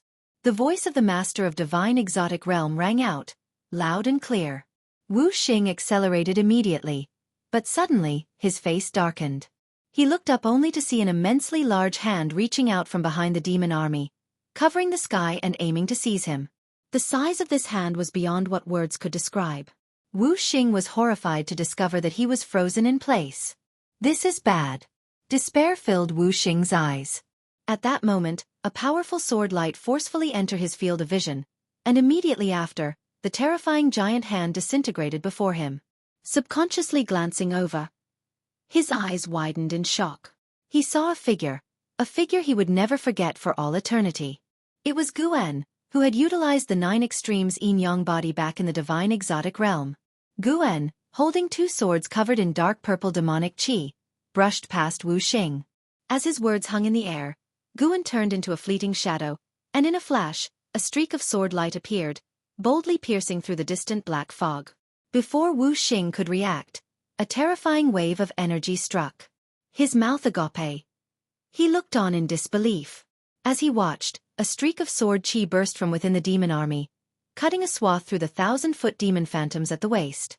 The light of the sword chi stripped the entire world of color in an instant. The continent cultivators were dazzled into closing their eyes, the mortal spirits unable to glimpse this sword light. Above the clouds, Nine-Finger Divine Lord's face also transformed, his soul shaken by the impact. In his eyes, the demon phantoms perished, the black fog churned, and a sword light rapidly stretched, as if intent on splitting the very heavens and earth in two. In that moment, Nine-Finger Divine Lord, who had lived for 170,000 years, witnessed the strongest sword strike of his life. "Who are you?" A voice full of both shock and rage erupted, the tone laced with fear. Chapter 297. Guan takes action. The sword light between heaven and earth began to fade, and the voice of the mysterious great cultivator from the great cold demon sect still echoed over the ocean, awakening the continent cultivators who had not seen Guan's figure just now. Only Nine-Finger Divine Lord and stealing the 5 elements had seen clearly. But the immense sword intent made them think of one person. Sword Venerable Fudao. It's Sword Venerable Fudao. There's no mistake. It must be him. A mystic heart realm cultivator from the Supreme Sect exclaimed excitedly. He had also been to the heavenly repair platform and had experienced the sword intent within the words, righteous path. Qiao Dai was equally excited. His eyes filled with frenzied anticipation. At this moment, he remembered the scene when Sword Venerable Fudao descended upon the 7-star spirit realm. Stealing the 5 elements, who had narrowly escaped calamity, let out a sigh of relief, immediately retreated, and dared not approach the encroaching army of demonic shadows again. Guan stood atop the demon mist, sword in hand, with 1,000 Zhang demonic shadows dissipating in all directions, but even more demonic shadows approached, encircling him. He even saw some demonic shadows standing tens of thousands of Zhang tall and giant demons of indeterminate size. You have successfully seized 10,298 years of lifespan from Meng Chenglang, Wandering Immortal Realm 7th floor. You have successfully seized 1,459 years of lifespan from Su Linxin, Loose Immortal Realm 2nd floor. You have successfully seized 12,080 years of lifespan from True Man Wuyun, Wandering Immortal Realm 6th floor. Notification after notification continuously popped up before Guan's eyes, but Guan didn't rush to make another move. Instead, he looked around. One had to say, the great cold demon sect's response was truly swift. As soon as he made a move, the remaining cultivators did not panic but instead immediately arranged a formation. Their formation was highly profound, not only capable of being formed in an extremely short amount of time, but also containing powerful and mysterious forces. After the sword light vanished, in less than 3 breaths' time, the world suddenly changed, and in an instant, Guan found himself in the cosmic starscape, with rolling black mist under his feet, and still encircled by demonic shadows. The demonic shadows' feet held the Dharma treasures of the great cold demon sect cultivators. Accompanied by Guan's arrival in the cosmic starscape, those titanic figures and even larger beings revealed their true forms. There were beasts as mighty as creation's god mountains, female cultivators who resembled fairies constantly scattering strange petals, and enormous birds with wingspans of 10,000 li circling overhead. The demon mist under Guan's feet churned violently, like surging waves. Who are you exactly? If you do not reveal your identity, do not blame us for showing no mercy. The previous voice sounded again. This time, its tone was incomparably cold. After the formation was set up, he seemed to have regained his confidence. Guan looked up and saw, within the layers of encirclement above, in absolute darkness, a pair of gigantic eyes lurked, as if an unimaginable existence outside the universe was peering at him, filled with an oppressive feeling. Sword Venerable Jesuin, Carefree Primordial Immortal Realm 8th floor 780, 450/830, 000/880, 000, an old monster who had lived for 780,000 years. However, killing this individual would only yield a little over 5,000 years of lifespan, which was too disappointing for Guan. As Sword Venerable Jesuin opened his eyes, 4 life-seizing immortals from the Carefree Primordial Immortal concurrently appeared. Fortunately, they had abundant lifespan, which improved Guan's mood. This is the Great Cold Demon Sect's Luo Tian Star's Immortal Capturing Formation. Once this formation is completed, no matter how great your divine skills, it will be impossible for you to escape. The voice of Sword Venerable Jesuin rang out, majestic to the extreme. The other 4 carefree primordial immortals took out their supreme treasures and dispersed in all directions. Once they stopped, the entire cosmic starscape rippled, numerous rainbow lights emerged. These lights were not mere illusions, but were also condensing a mysterious force. Guan looked up at Sword Venerable Jesuin and asked, "Does the Great Cold Demon Sect have anyone stronger?" As these words were spoken, Sword Venerable Jesuin's gaze immediately changed, and all the cultivators of the Great Cold Demon Sect were scared. Their eyes filled with fear when they looked at him. Someone stronger? How could this person be so arrogant? However, due to Guan's previous sword strike, no one dared to challenge him at this moment. All of them were on high alert. The face of life seizing a mortal turned extremely ugly, intuition telling him that the other party was not being arrogantly presumptuous. At this moment, he was filled with dread. Luckily he wasn't rash but instead gathered the strength of the Great Cold Demon Sect. Otherwise he might have ended up with his soul scattered like his disciple Bai Hong. For a time, silence fell within the Luo Tian Star's immortal capturing formation. It seems there's no one stronger? Truly disappointing. You're acting so recklessly. I thought you'd have more to back it up. Guan spoke again, and suddenly, he threw the heavenly resident's sword out. Boom! With this sword strike, he swept above the black mist, annihilating the Great Cold Demon Sect cultivators one by one, and when the sword blade arrived in front of them, a layer of light burst forth around their bodies, but it was shattered as soon as it appeared, utterly failing to protect them. One sword pierced thousands of li, directly penetrating the Luo Tian Star's immortal capturing formation and returning to reality. The continent cultivators hovering in the air only saw a sword light cutting through the vast expanse of black mist in front of them, making them even more nervous, unclear about the state of the battle within that black mist. After Guan made his strike, Sword Venerable Jesuin immediately gave the command, "Kill!" The Great Cold Demon Sect cultivators from all directions cast their spells. Various spells and divine skills formed a stream of rainbow colors charging towards Guan. Guan raised his hand to grab, then retracted it, revealing an individual in his palm. Origin Heaven Capturing Hand. This was the inherent divine skill of the Primordial Chaos Supreme Holy Skill. Today was the first time Guan had used it. The person in his hand was Sword Venerable Jesuin, a white-robed elder. At this moment, Sword Venerable Jesuin's face was filled with fear and despair. Guan directly crushed him to dust. Then, taking up the Qinghong sword, he began the slaughter. Within the continent, an endless stream of cultivators rushed to the edge. When they saw the ocean, they all changed color. The fearsome black mist seemed as if it could devour everything between heaven and earth, giving one the feeling of an impending disaster. Anyone who saw it would be afraid. The black mist surged violently, as if countless demons were raging within. The morale on the side of the continent collapsed completely, with no one willing to fight. What they didn't know was that within the black mist, a large number of Great Cold Demon Sect cultivators were rushing in the same direction. The cultivators of the Great Cold Demon Sect had received the message.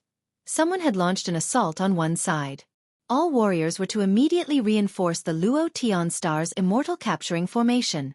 Rolling thunderclouds covered the sky, enveloping the entire continent. The sound of thunder was oppressively heavy. In the demon land, within a subsect of the Supreme Sect, Yi Lan stood on a pavilion, looking up at the sky, tightly clutching the white spirit sword in her hand. She felt no anomaly from within the white spirit sword, but her heart would not be at peace. "I hope we can safely get through this calamity," Yi Lan muttered to herself, praying secretly. Although she saw no hope of longevity, she didn't want life to end like this.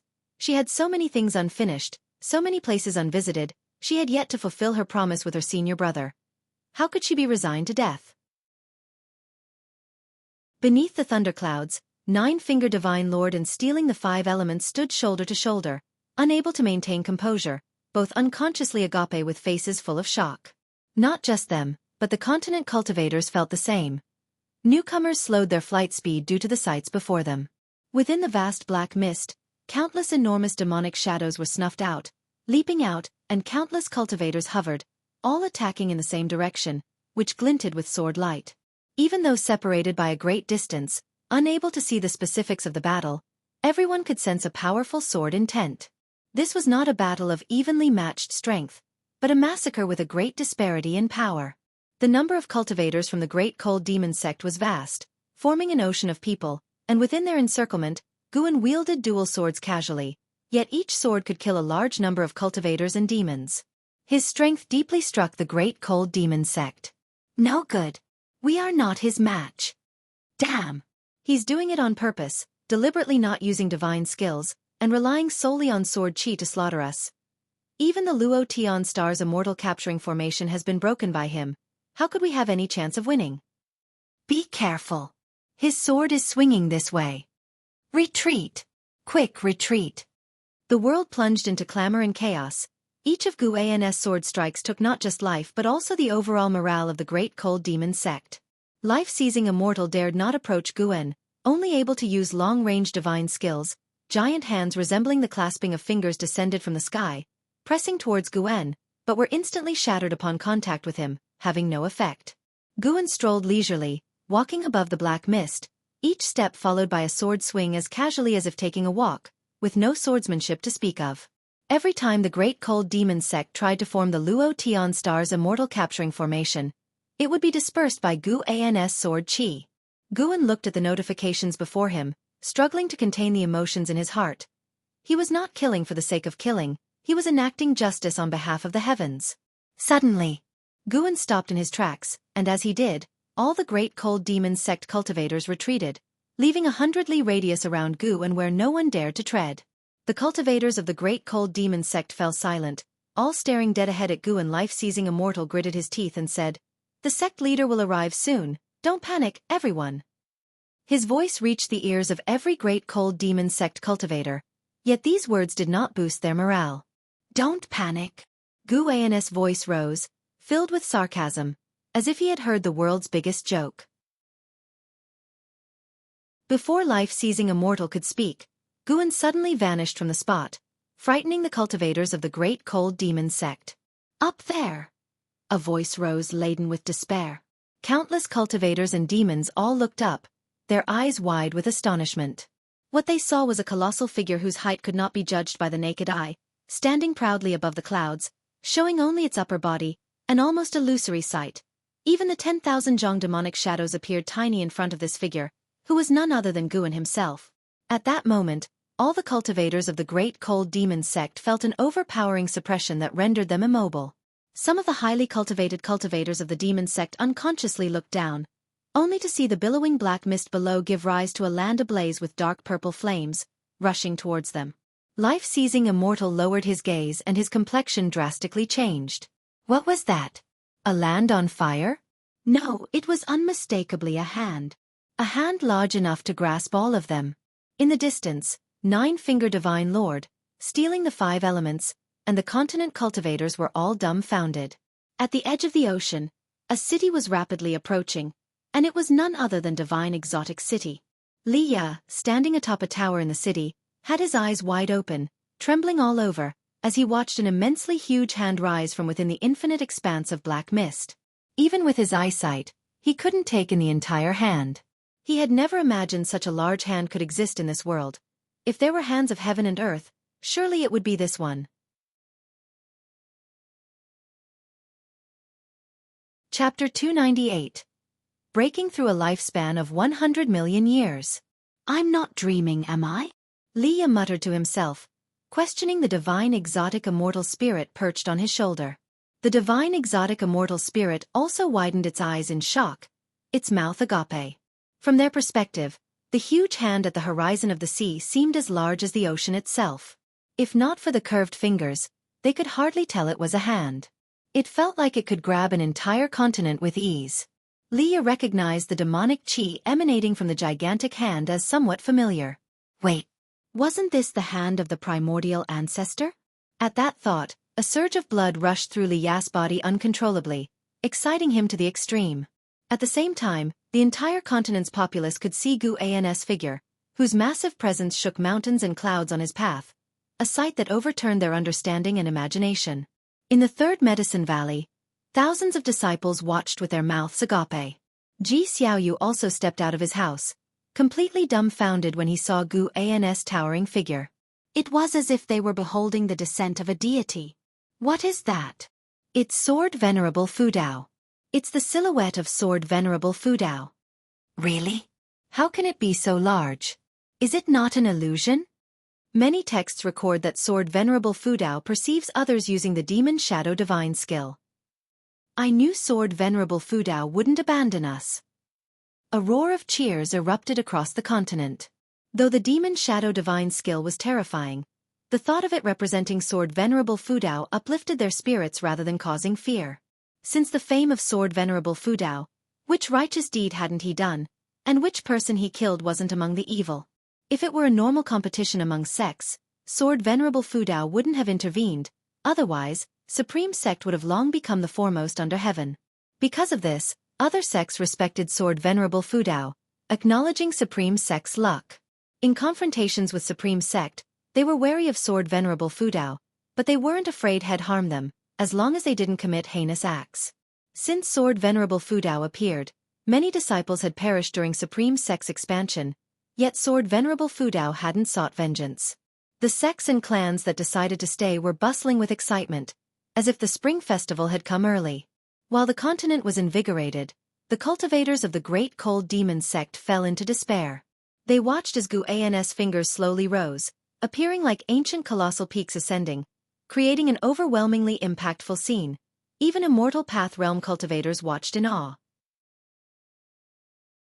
The life-seizing immortal desperately mobilized his mana, but he couldn't move an inch, feeling as insignificant as an ant. How many years had it been? Ever since he entered the Nirvana realm, not to mention the carefree primordial immortal realm, he hadn't been so embarrassed. The other three carefree primordial immortals were in the same state, utterly immobile despite their full efforts, despair beyond common understanding. If they were so affected, not to mention cultivators of other realms, despair shrouded every heart. This hand had captured millions of the Great Cold Demon Sect's cultivators and demons. Those arriving cultivators from the Great Cold Demon Sect, upon seeing this gigantic hand, fled in panic, throwing aside all their rules and consequences. Guan looked down at the Great Cold Demon Sect cultivators and the demons they brought within his palm. He also hesitated. Killing too many would weigh on his conscience and he worried it might bring greater troubles. But remembering the countless lives Bai Hong had slaughtered, his heart hardened. Such a wicked sect, if it's to be extinguished, so be it. If even this act brought divine retribution, then Guan would question what heaven really stood for. Once Guan's thoughts cleared, he suddenly clenched his hand. His palm was so huge that a simple clench stirred up a terrifying storm, unleashing waves sweeping toward the horizon. The fierce winds assaulted Divine Exotic City, forcing it to activate its city protection array immediately. Leah watched as the protective barrier around Divine Exotic City violently distorted. He couldn't concern himself with the safety of the city as he looked into the distance, trembling. The sight of that mighty clenched fist was simply too magnificent. He even doubted whether immortal cultivation could really reach such a mighty level. He wondered whether the primordial ancestor was born an immortal, a true immortal, not merely a mortal who had cultivated into one.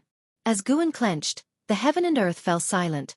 The terrifying oppression that had engulfed the continent and the surrounding seas was gone.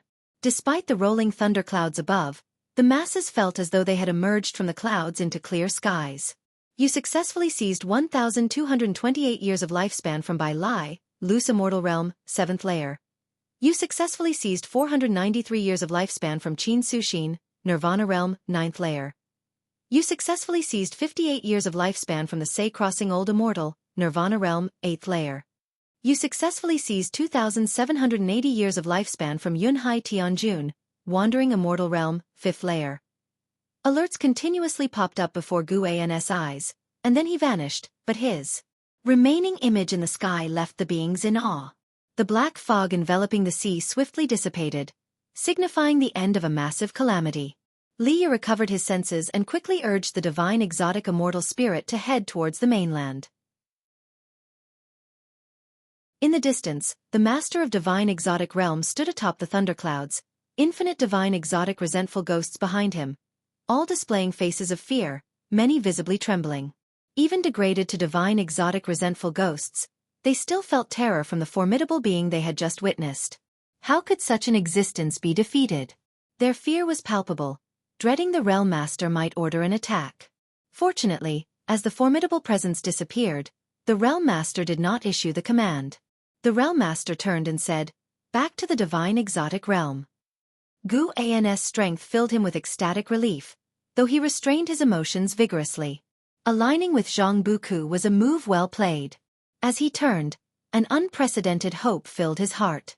Guan returned to Mystic Valley, feeling Xianxia's restless presence in the 8 scenic caves. Her steps were brisk. He immediately headed towards the 8 scenic caves. As Guan entered the cave pathway, Xianxia's footsteps abruptly stopped.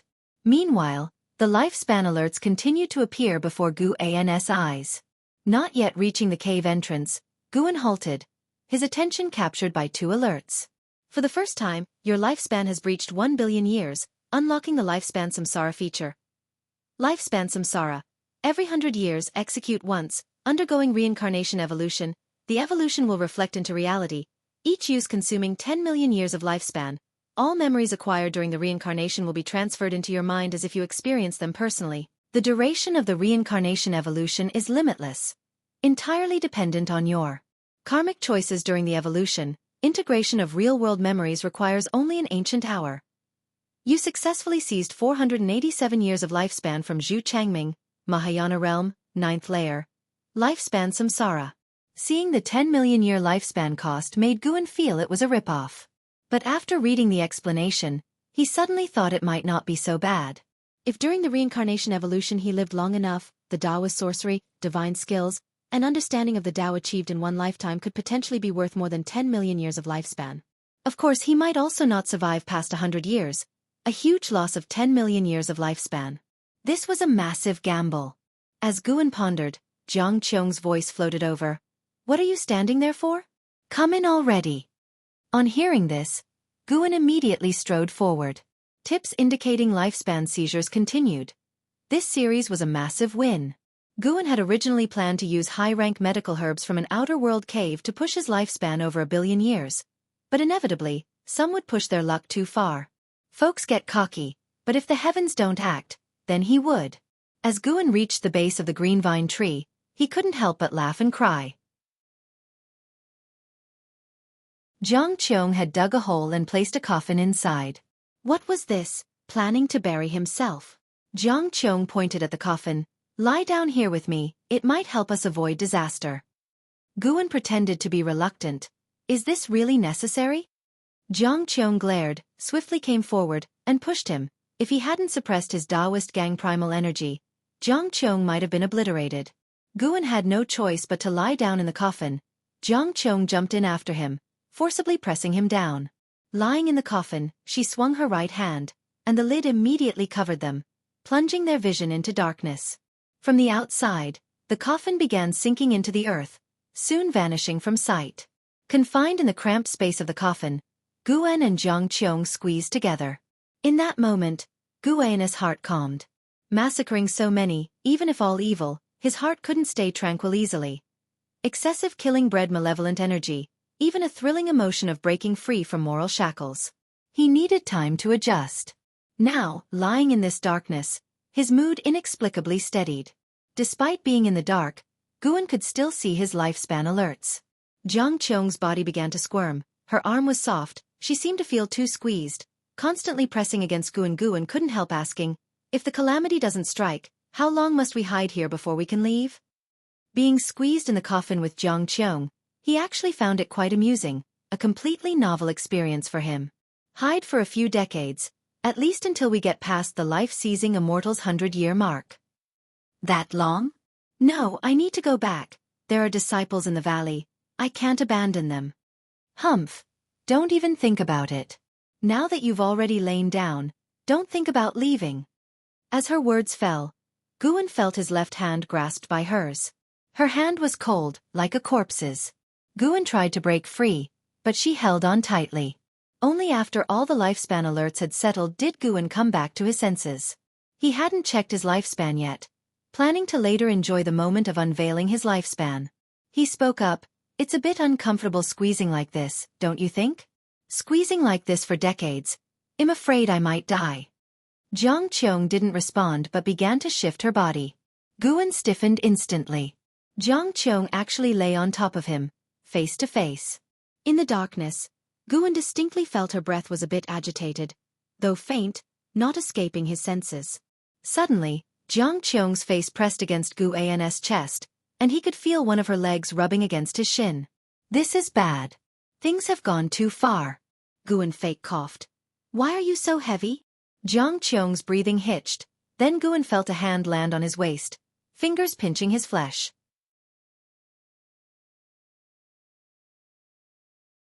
Chapter 299. Terrifying Lifespan. Kid, do you truly not know how to speak, or are you purposely trying to irritate me? In the darkness, Jiang Qiong's voice resounded, somewhat grinding her teeth in frustration, but her hand did not forcefully pinch Guan, it was merely a warning. Guan, of course, had intentionally disrupted the atmosphere. He feigned a cough and began asking Jiang Qiong what she would like to do after the disaster was over.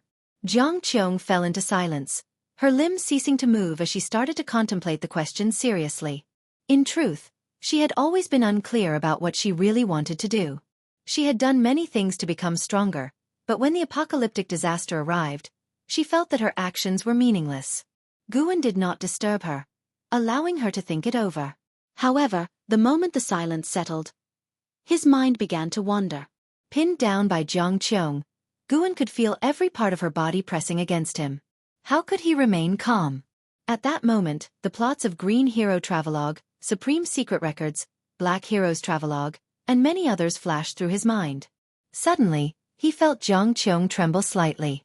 He hurriedly shifted his thoughts to ponder what exactly lifespan samsara was. As his thoughts shifted, Jiang Qiong calmed down. She spoke up, "If we truly can survive this catastrophe, then I'll focus on developing the Juhua sect. I won't wander around anymore. I feel like all these years of running about haven't really counted for much." "That's good," Guan replied, "to avoid any dangers." Jiang Qiong suddenly stretched out her hand, hugged Guan tightly, and whispered softly, "The calamity of the ephemera sect left me without any relatives. You are now the only person I care about. Back when you first entered the 8 scenic caves, I was considering whether to kill you or not. Who would have thought that after so many years, you would become so important to me?" Hearing this, Guan stiffened slightly and replied helplessly, "Is it that serious? I haven't been all that good to you. On the contrary, you've taught me quite a few spells." Setting aside the matter of Sword Venerable Fudao supporting Jiang Qiong, Guan genuinely felt that his outward contributions to Jiang Qiong paled in comparison to what she had offered him. Many spells Jiang Qiong taught him, he still used to this day. She had also given him magic artifacts and heavenly treasures. "How can you say you haven't been good to me? You've managed the 8 scenic caves very well, and you've never betrayed me. Every time I've come back, you've taken good care of me. Affection isn't entirely about contributions. If you were stronger, you would definitely treat me even better. I understand that. And I felt right from our first meeting that you had the ability to kill me. You hid it well, but I knew not only that you didn't kill me, but also that you were obedient to me." Listening to Jiang Qiong, Guan suddenly didn't know what to say. "Of course, you rascal. You are good to everyone. Everyone in the valley praises you." Jiang Qiong suddenly snorted. Hearing this, Guan immediately said, "That's what makes me a scary talent, being good to everybody, making it hard to interpret my thoughts." "Yes, but you never ask others for returns, which means you genuinely care for those around you and aren't aiming for anything. Stop undermining yourself. I can feel whether you are genuine or not. Pretense cannot last long," Jiang Qiong said softly. Guan, seemingly startled, said, "You're not thinking of exchanging vows, are you? That won't work. My junior sister and I plan to get married in the last 100 years of our lives." Jiang Qiong laughed and said, "The last 100 years? What if one of you lives longer?" "Whoever lives longer, it's still the same path to go down. The pursuit of immortal cultivation isn't about enduring love, but about eternal life." "You certainly see it clearly." "Yes, so don't harbor any improper thoughts about me." "Why can't I?" At the Thousand Autumn Pavilion, it's common for one person to have multiple Taoist friends, and female cultivators can have many Taoist friends too, as long as she is strong enough. Now I am stronger than you, and you can't escape my grasp unless one day your cultivation surpasses mine." Jiang Qiong said proudly, her hand catching Guan's face as she spoke. She suddenly began her offensive. "You demon cultivator, faking refuge from the calamity and actually abusing me? You can scream all you want now, it's useless. Be careful, I won't be nice. Come on, seeing your cultivation, I'm too lazy to immobilize you. I just like seeing you struggle. Don't worry, I'll be gentle. Jianghu laughed very proudly, grabbing Guan's wrists with her hands, pinning him down. Then, Guan felt something soft press on his face, beginning to explore around. Not good. This guy's gone wild. A thought crossed Guan's mind, and the earth suddenly trembled. Jianghu immediately stopped, not daring to move. Guan breathed a sigh of relief, but just then, Jianghu suddenly launched a sneak attack, catching him off guard. Wait, it seems the disaster is over. Guan suddenly said. How can you be sure? Jianghu questioned. Before finding you, I saw Sword Venerable Fudao make a move. Oh. Then you still came. It seems you also expected something to happen between us. I just saw you were prepared and didn't want to waste our time. Let's go out and see.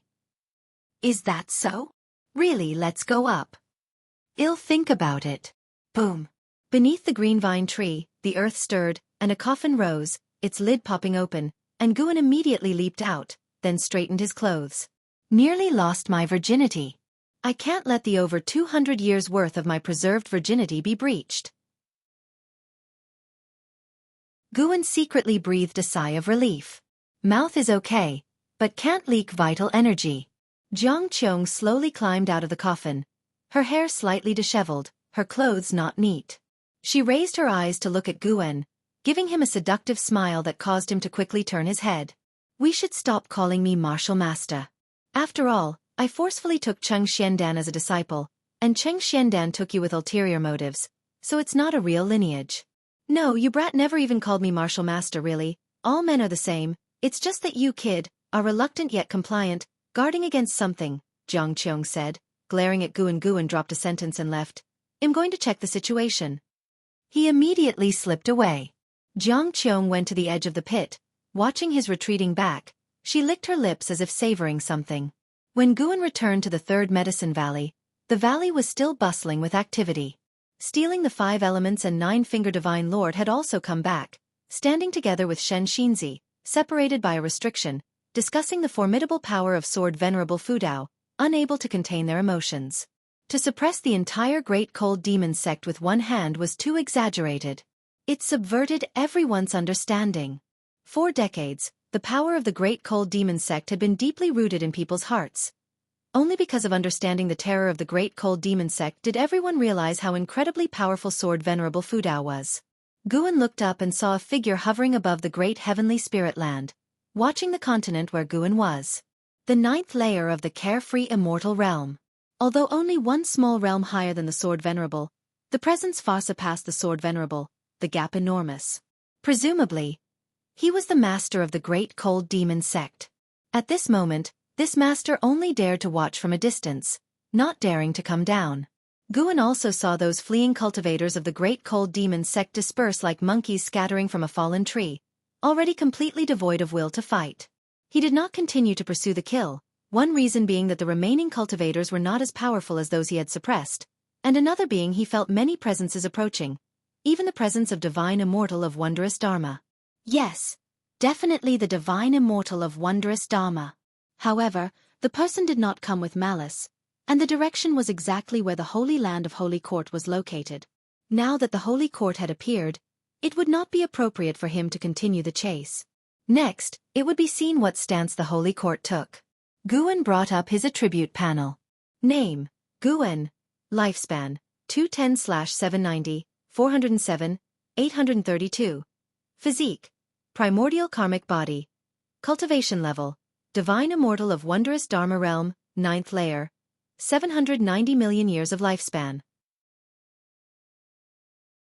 Guan suddenly felt like cursing. That was too awesome. The guilt from the killing faded instantly. Besides, he had not killed indiscriminately. He was executing justice on heaven's behalf, ultimately for the people. Finally he could fully upgrade. Guan grinned. Very close to 1 billion now. Should he wait a bit longer? Forget it, damn it, just 100 million years. He had to wait a long time. How much longer for the remaining 200 million years?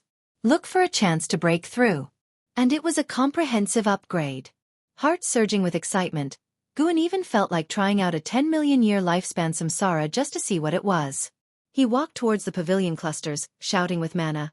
Today, to thank Sword Venerable Fudao for resolving the calamity, let's celebrate tonight. Consider it a holiday, deacons get moving. His voice spread throughout Medicine Valley. Achieving this feat with core formation realm cultivation was not difficult. And soon, various cheers rose within the valley. When Guan reached his own pavilion, Ji Xiaoyu came up to him indicating with her eyes. They both went upstairs and closed the door. I think Sword Venerable Fudao's silhouette seemed familiar. Ji Xiaoyu said seriously, causing Guan's heart to tremble. What did that mean? Could she have linked it to me? Guan immediately became uneasy. A supreme power who suppressed the great cold demon sect spooked by a core formation realm cultivator. He asked with a frown, could it be that Sword Venerable Fudao originates from the Ji family? Ji Xiaoyu shook her head. No, I saw him in a dream, it must have been a scene from a past life. Hearing this, Guan breathed a sigh of relief, but his brows furrowed even deeper. Today's battle was an eye-opener. I suddenly feel that I can't die too early in this life. I need to follow in the footsteps of Sword Venerable Fudao. Ji Xiaoyu spoke again, her face full of admiration. Chase after Sword Venerable Fudao? He was divine immortal of wondrous Dharma realm, 9th layer. Guan didn't discourage Ji Xiaoyu. What if she really could achieve it? He started motivating Ji Xiaoyu. They chatted for a while before Ji Xiaoyu finally left, but when she reached the door, she stopped, turned back to look at Guan, and said, the scent of a woman on you is stronger now. It's still the same woman as last time. You two must have entangled a bit, although you don't seem to have leaked any essence. After that, she pushed the door open and left without closing it. Guan stood there puzzled. How did she figure that out? What kind of divine skill was that, or was it a talent? Guan didn't dwell on it, living another life. He planned to be carefree and at ease. Why worry too much? Just follow his heart. He started waiting for that divine immortal of wondrous Dharma to leave, as long as the person didn't mess around, and once they left, he would find a place to break through.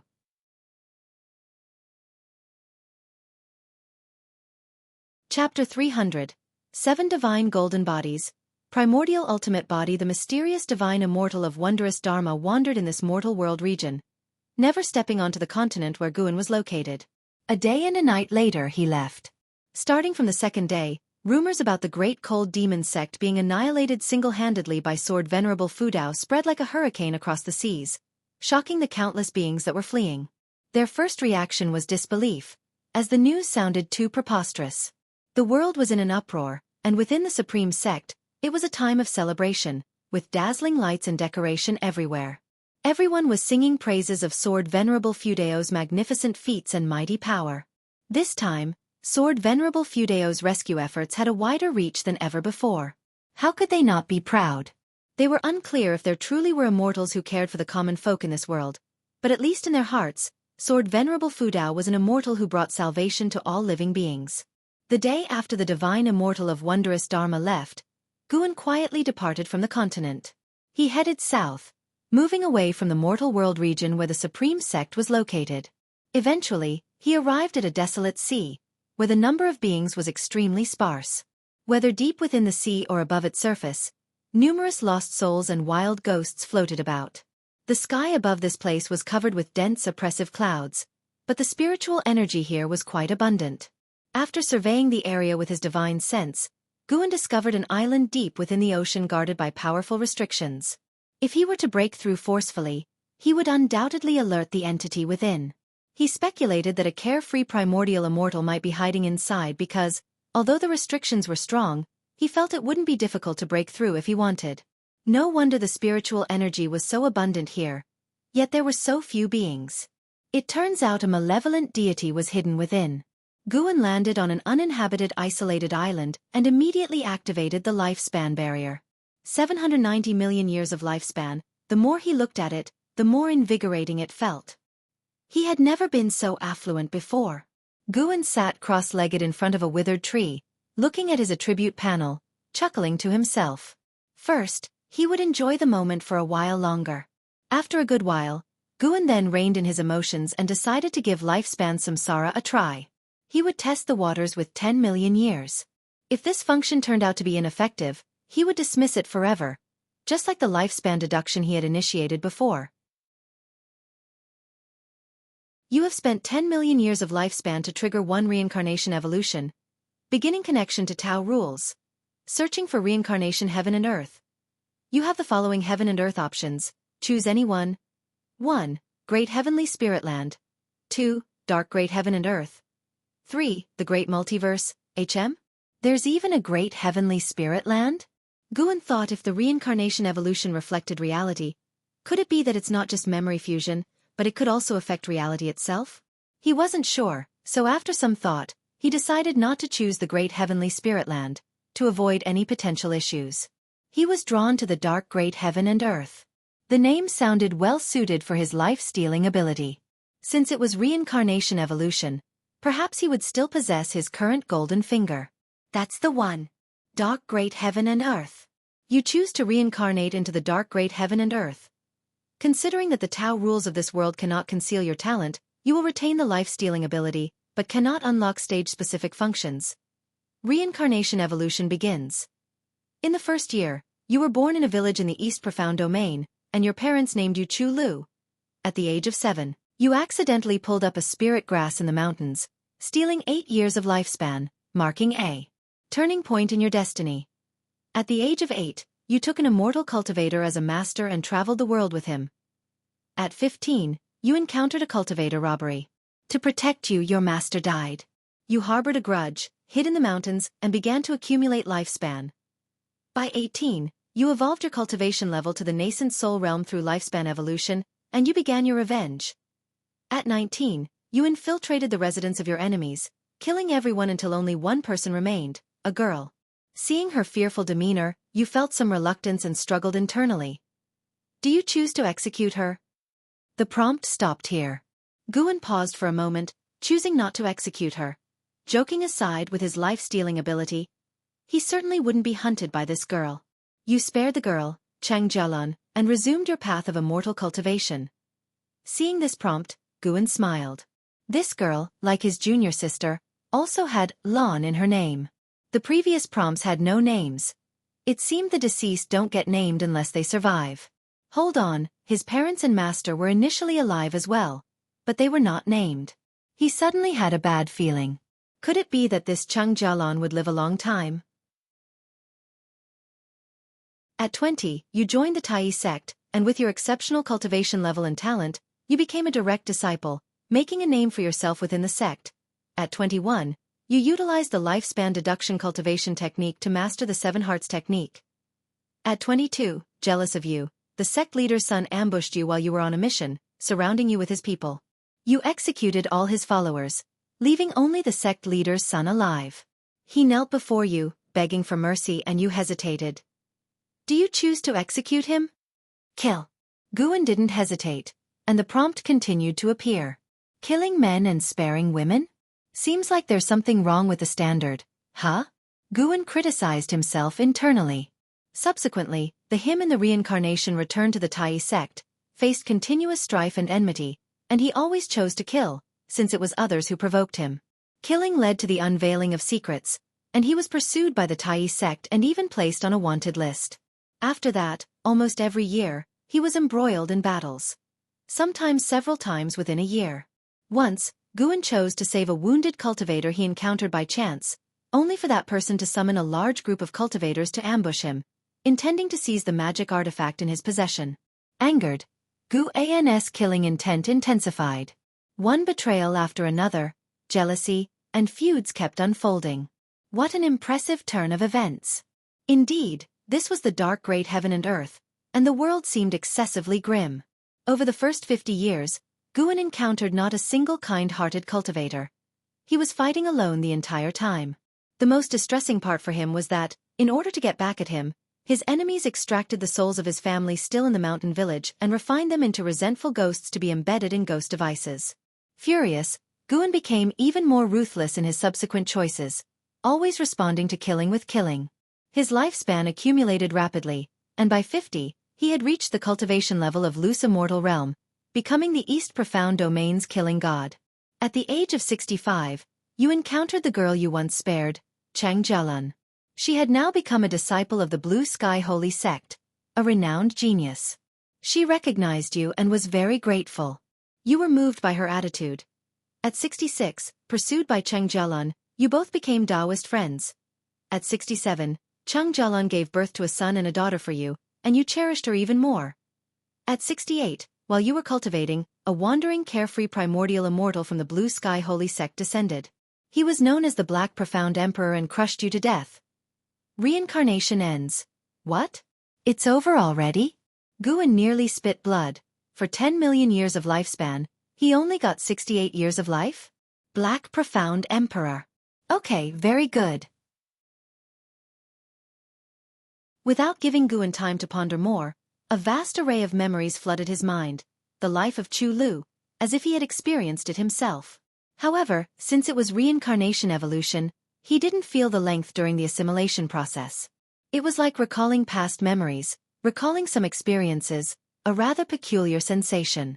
Although he only lived for 68 years in this life, Chu Lu improved a cultivation technique over his lifetime, and even evolved it into a divine skill that caused a sensation in both the past and the present. Developed from the Seven Hearts technique after numerous enhancements, it is now known as the Seven Divine Gold Bodies. 7 Divine Gold Bodies, with an inherent cultivation technique. Once mastered, it forms 7 souls, each equipped with divine skills, allowing him to resurrect even if killed. In memory, getting crushed by the Black Profound Emperor wasn't as straightforward.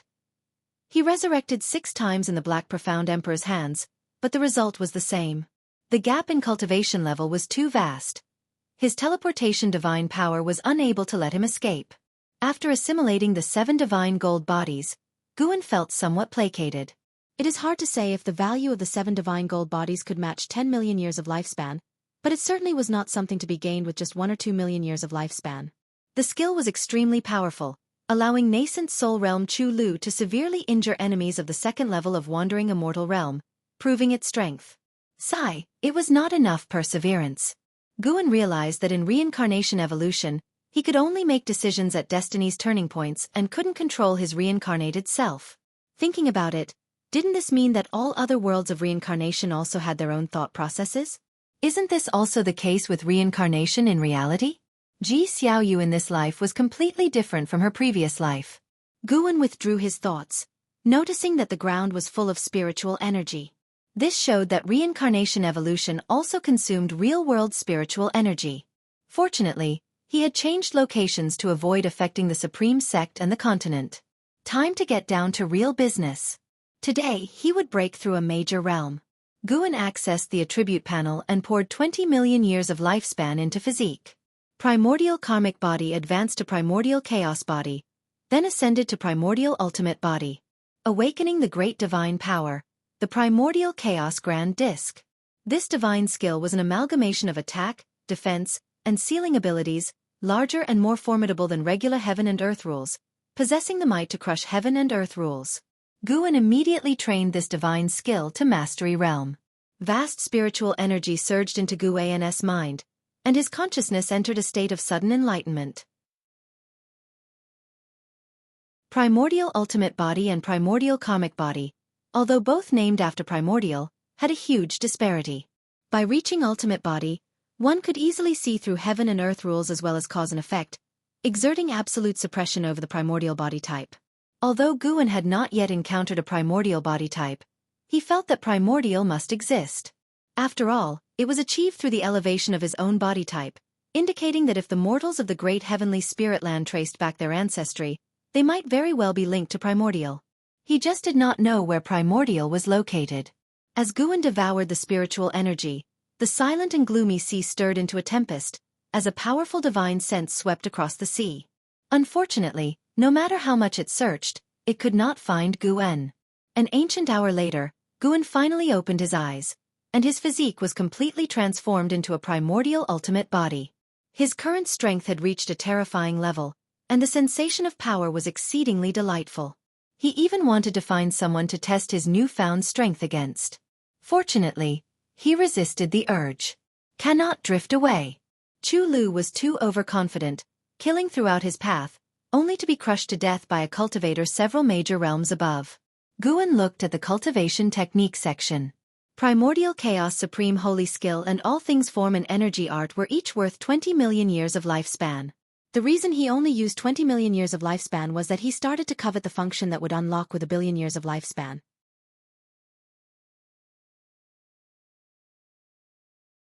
Chapter 301. Breakthrough to the 9th layer of the Tao Void Mysterious Immortal Realm.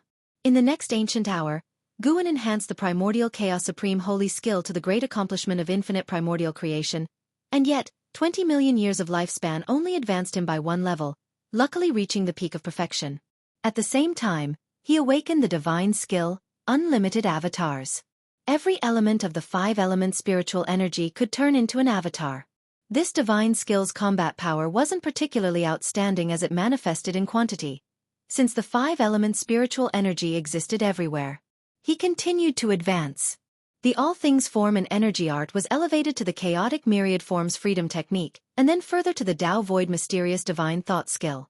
Similarly costing 20 million years of lifespan, no new divine skills were awakened, but the technique itself was a divine skill. The Tao Void mysterious divine thought skill, once mastered, would not be restricted by rules. With a mere thought, he could suppress cultivation level, breath, appearance, and everything else, making them unperceivable to others. With this technique, there was no need for Guan to use transformation techniques. Of course, what he valued most was its marvelous effect in hiding cultivation level and breath. In the reincarnation evolution, Chu Lu died quickly exactly because he lacked this technique. Of course, trusting Chang Jialan also played a part. After Guan passed on the Tao Void mysterious divine thought skill, another ancient hour had passed.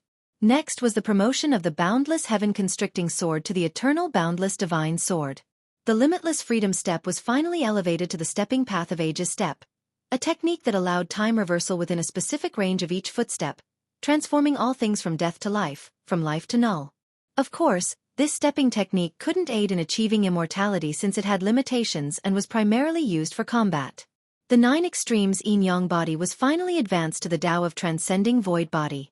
Guan also enhanced the soul capturing skill, promoting it to the great imprisoned soul immortal technique, consuming 5 million years of lifespan. The previous 3 ultimate skills and divine skills each consumed 20 million years of lifespan, totaling 65 million years of lifespan. Adding the physique and cultivation technique, Guan had already spent 105 million years of lifespan. The consumption from the lifespan barrier was also a significant figure. Even without breaking through, he felt invincible at this moment. But he needed to be cautious. He must break through. Guan reopened the attribute panel, focusing his gaze on the cultivation level column. At this moment, the entire ocean was experiencing a violent storm, with endless towering waves, as the divine sense of a carefree primordial immortal frantically scanned the area. Guan didn't mind since the area was mostly inhabited by lost souls and wild ghosts who wandered the mortal world, suffering from the rejection of the heaven and earth rules. He hesitated for a moment, then decided to invest 5 million years of his lifespan. It was uncertain whether the early investment of 100 million years of lifespan could erase the gap in the difficulty of cultivation between the divine immortal of wondrous Dharma and higher realms. You practiced chi absorption cultivation for 30,000 years, forcefully attempting to assault the Tao Void mysterious immortal realm with the great accomplishment of infinite primordial creation, starting the tribulation crossing. You didn't endure the 6 realms destiny ultimate void tribulation, failing the tribulation.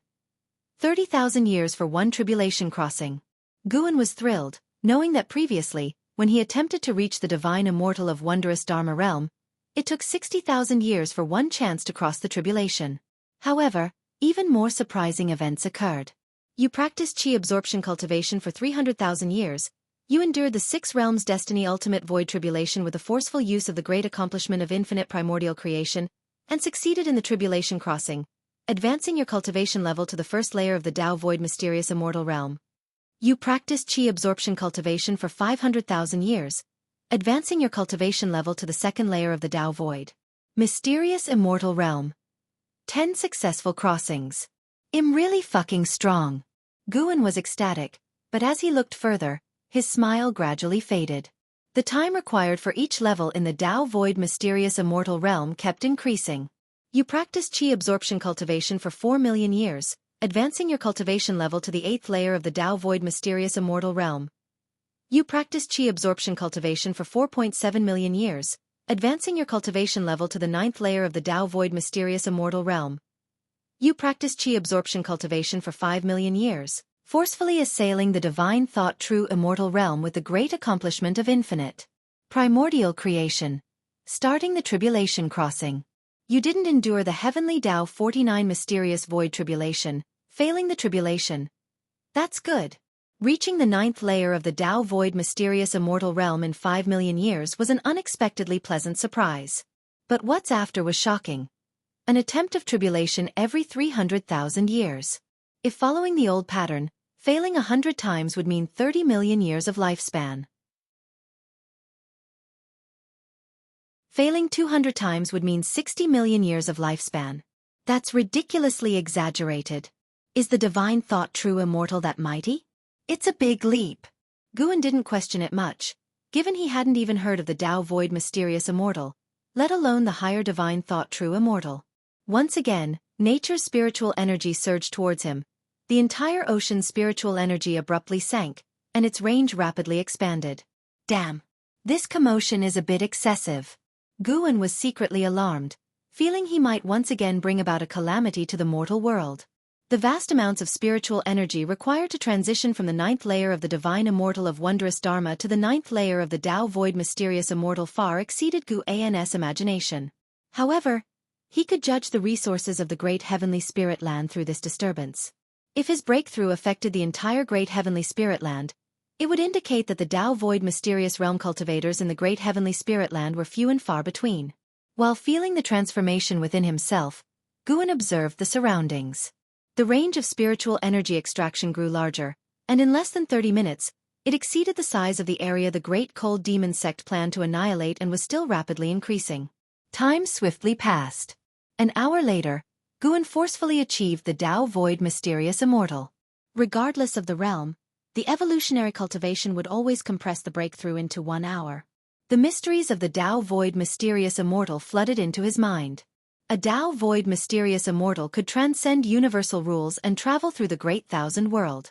The so-called Great Thousand World consists of countless realms like the Great Heavenly Spirit Land, and only reaching this level would one touch the barriers of the universe. Of course, not all universes can be easily traversed, as there are also differences in strength among them. The power of a mysterious immortal is even greater, capable of transforming all things into living beings. Reaching this level means starting to condense one's own Tao. The so-called Tao is the condensation of the overall path of immortal cultivation, manifesting as will, capable of condensing a Tao form and using it to battle and suppress everything. Guan was immersed in the transformation brought by the Tao Void Mysterious Immortal, unable to extricate himself. Only when his cultivation level broke through to the 2nd layer of the Tao Void Mysterious Immortal Realm did his consciousness awaken. He looked up. The universe no longer looked so distant to him. His gaze and divine sense reached perfect unity, allowing him even to peer into the ends of the universe. He saw the silent destruction domain described by Xia, a place of utter darkness emitting a terrifying aura that made it difficult for him to infiltrate lightly. For he sensed auras within that made him wary, not just one, but several. Time continued to move forward. Guan began to detect the approach of various cultivators' aura. Looking up, he saw a massive number of cultivators flying out of the Holy Land where the Holy Court was located, quickly approaching, the numbers even surpassing those of the Great Cold Demon Sect. His breakthrough had indeed alarmed the Holy Court. It must be said, compared to the Holy Court, the Great Cold Demon Sect was utterly incomparable. The cultivators who flew out were of loose immortal realm at the lowest, numbering over 5 million and still increasing. More than 5 million loose immortals. What an exaggeration! He even sensed the aura of divine immortals of wondrous Dharma and carefree primordial immortals, with more than 10 divine immortals of wondrous Dharma among them. The cultivators of the Holy Court dispersed to protect various continents and islands. The ocean stirred up world-shocking waves, the speed of the sinking spiritual energy causing many continents to shatter. Seeing the Holy Court coming out to protect the common people, Guan breathed a sigh of relief, holding the Holy Court in much higher regard. He didn't want his breakthrough to result in the extinction of countless beings. It seems the support of the Great Cold Demon Sect by the Holy Court was only the will of that Holy King. If the Holy Court became his enemy in the future, regardless of the animosity, simply for today's actions of the Holy Court, he wouldn't thoroughly exterminate them. Of course, it would be even better if he could establish friendly relations with the Holy Court. Cultivation doesn't have to be all about fighting and killing. The benefits derived from slaughtering the great cold demon sect were indeed massive, but it also attracted much wariness. Look now, the battle just ended, and divine immortals of wondrous Dharma have shown up, a realm previously unheard of. If he became too arrogant and a more terrifying existence than the divine thought true immortal appeared and slapped him to death with one palm, what could he do? The experience of Chu Lu was a lesson. Of course, more of Chu Lu's death was due to trusting the wrong person. Guan couldn't help but curse at him. How dare you marry into the family of someone you killed? Although initially, Chu Lu was the victim, he should have stayed away from Cheng Jialan. With the Holy Court taking action, Guan felt even more at ease. He began to focus on enjoying the transformation of the Dao Void Mysterious Immortal. Reaching the 9th layer of the Dao Void Mysterious Immortal realm, what could the Holy King behind the Great Cold Demon sect do to him? If that Holy King was also a Dao Void Mysterious Immortal, then Guan would fight with all his might to achieve another breakthrough.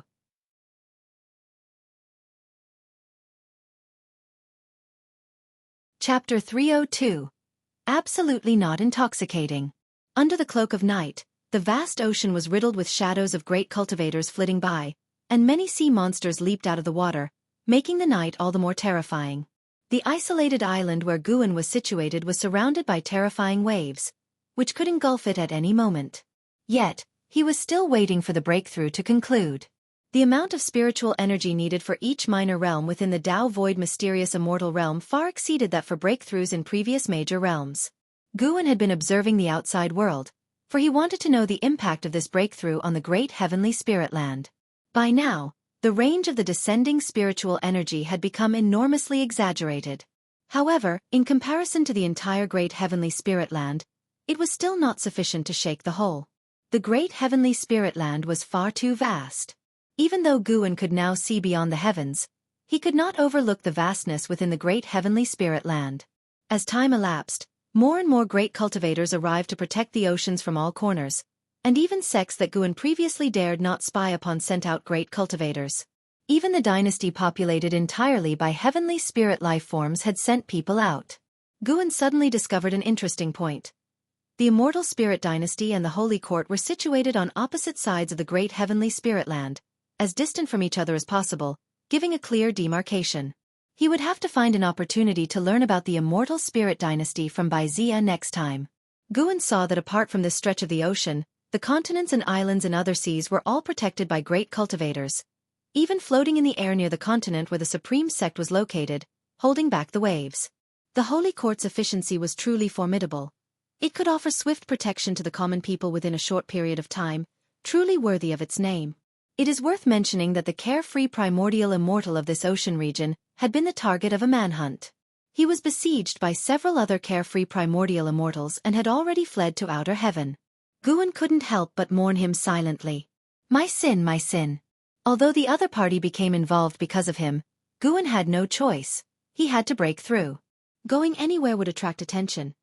Going to outer heaven would attract at least those of the heaven and earth flying immortal realm, which would be far too dangerous.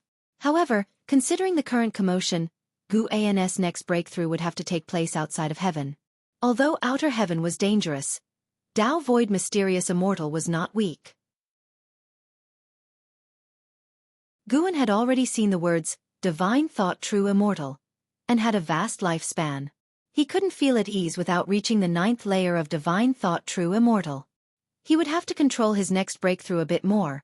Reaching the 9th layer, he would have to restrain himself and not prematurely peer into the name of the next realm, lest his heart itch with curiosity. Guan thought silently to himself. The anomalies above the ocean had not affected outer heaven. The moon set and the sun rose. When morning arrived, the turmoil of spiritual energy over the ocean gradually returned to calm. Guan had finally reached the 9th level of Dao Void Mysterious Immortal. He slowly opened his eyes, and the golden patterns on his forehead shone with an illusory vertical golden eye. The pupil of the primordial divine eye was gradually turning black, then deep gray, making this vertical eye all the more terrifying and oppressive. With a thought, Guan caused the primordial divine eye to disappear. He slowly stood up.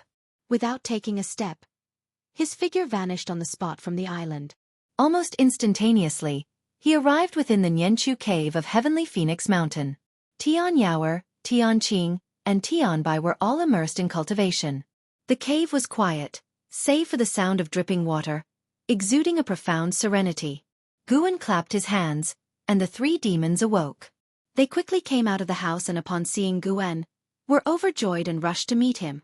Master, what exactly happened outside these past 2 days? Yes indeed, such a terrifying aura came through. Master, are you all right? The three demons chattered excitedly, their questions buzzing with enthusiasm. Guan felt a pang of guilt. He should have visited sooner. Instead, he had let them worry for so long. Come on, let's go to the outer world cave, Guan called out, then took the three demons away with him. Along the way, the three demons talked incessantly, and Guan did not hide anything from them, recounting the calamities they encountered outside. Divine exotic resentful ghosts, divine exotic ghost kings, the great cold demon sect, the heavenly fire catastrophe, and more. All of these stories made them tremble with fear.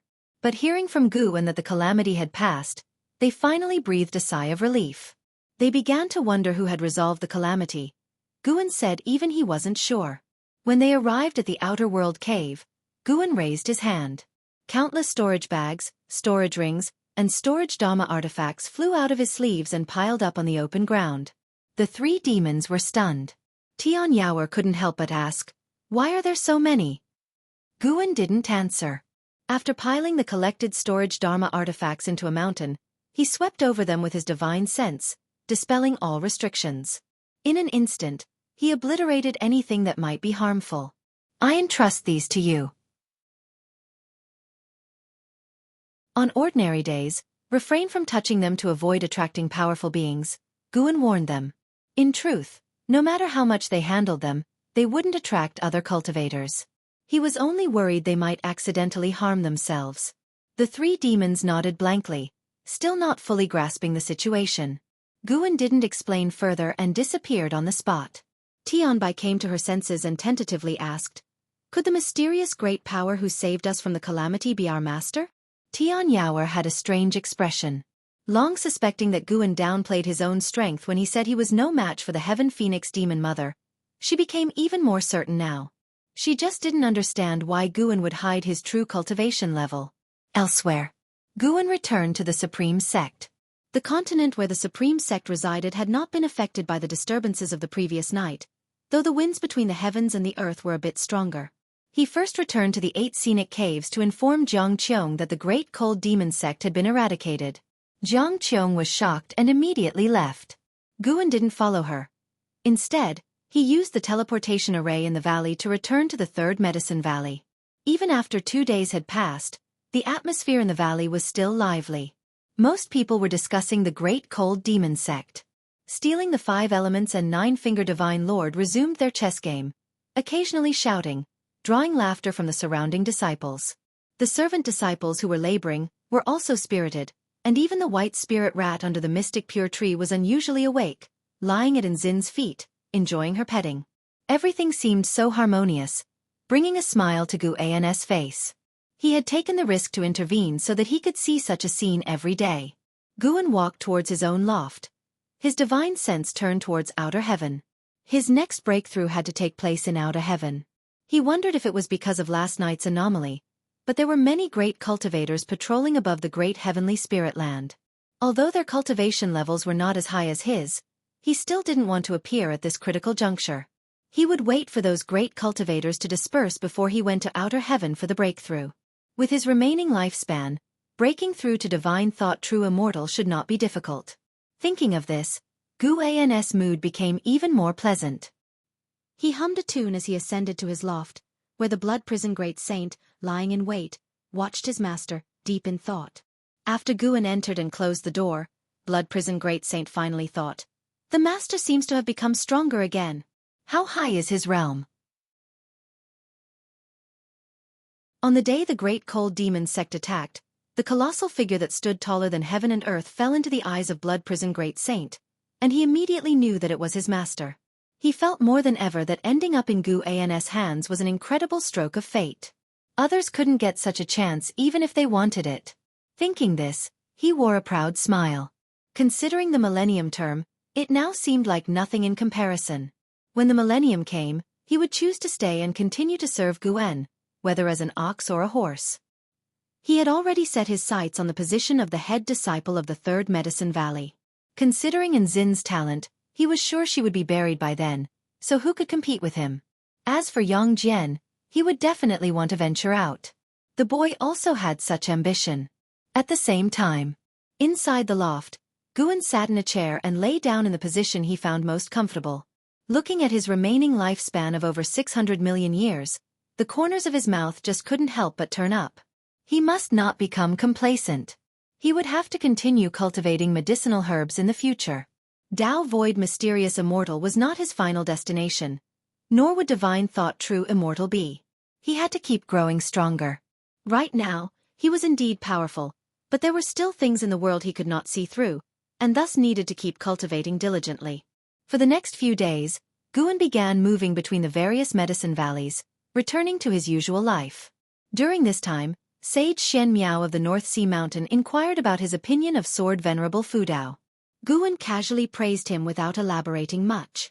5 days later, Guwen noticed a group of cultivators with strong cultivation levels sneaking into the continent, investigating the public opinion about Sword Venerable Fudao.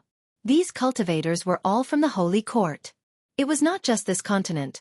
Cultivators from the Holy Court were also investigating the Great Cold Demon Sect and the surrounding seas. Guwen did not intervene. The Holy Court beginning to investigate the Great Cold Demon Sect suggested that the matter had alarmed the upper echelons of the Holy Court, and the Holy King could no longer act unilaterally. After harvesting all the mature medicinal herbs in the various medicine valleys, Guwen began to relax and rest. He found Nine-Finger Divine Lord and played a game of chess, winning 3 rounds in a row.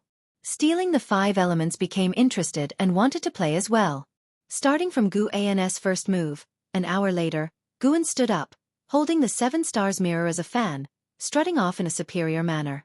Stealing the 5 Elements sat stunned on the stone stool, gazing at the chessboard, utterly lost in thought. The surrounding disciples were thrilled, all praising Guwen.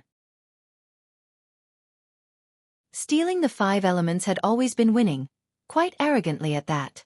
Seeing their master defeat him, how could the disciples not be exhilarated? Nine-Finger Divine Lord was amused. It turned out it wasn't that he was inadequate. Rather, Guwen truly possessed extraordinary comprehension in the ways of chess. Guwen left amid the cheers of the disciples, his face wearing a smug smile. Play against me? You'll need another 100 million years of practice. Guwen admitted that those at the 9th layer of heaven and earth flying immortal realm were powerful, just 27 small realms below him. Returning to the loft, Guwen sat down and opened his attribute panel. He felt regret over the previous lifespan samsara and wished to start another game.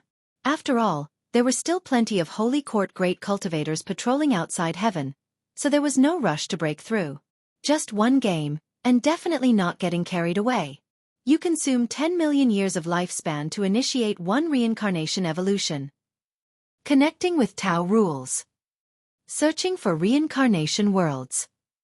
You can choose one of the following worlds. 1. Great Heavenly Spirit Land. 2. 9 Extreme Great Heaven and Earth. 3. Dark Great Heaven and Earth. Guwen hesitated for a moment before deciding he would still choose the Dark Great Heaven and Earth. Where one falls, there one shall rise. This time, he would not repeat the same mistakes. You have chosen to reincarnate into the Dark Great Heaven and Earth. Considering that the Tao rules of this world cannot conceal your talent, you shall retain your ability to seize lifespan, but you will not be able to unlock stage-wise functions. Reincarnation evolution begins. In the first year, you are born into a noble household within the Beiqian domain's Great Xia Holy Dynasty, blessed by your parents with the name Xianxia. At the age of 5, while you are fast asleep, you fall victim to poisoning by a concubine of your father's 3rd wife. Before you lose consciousness, you glimpse her figure. Fortunately, your mother discovers you in time, allowing for your rescue. Once your strength returns, your grandfather gathers the family in the Great Hall. Faced with your grandfather's query, will you choose to expose that you were poisoned by the 3rd wife's concubine?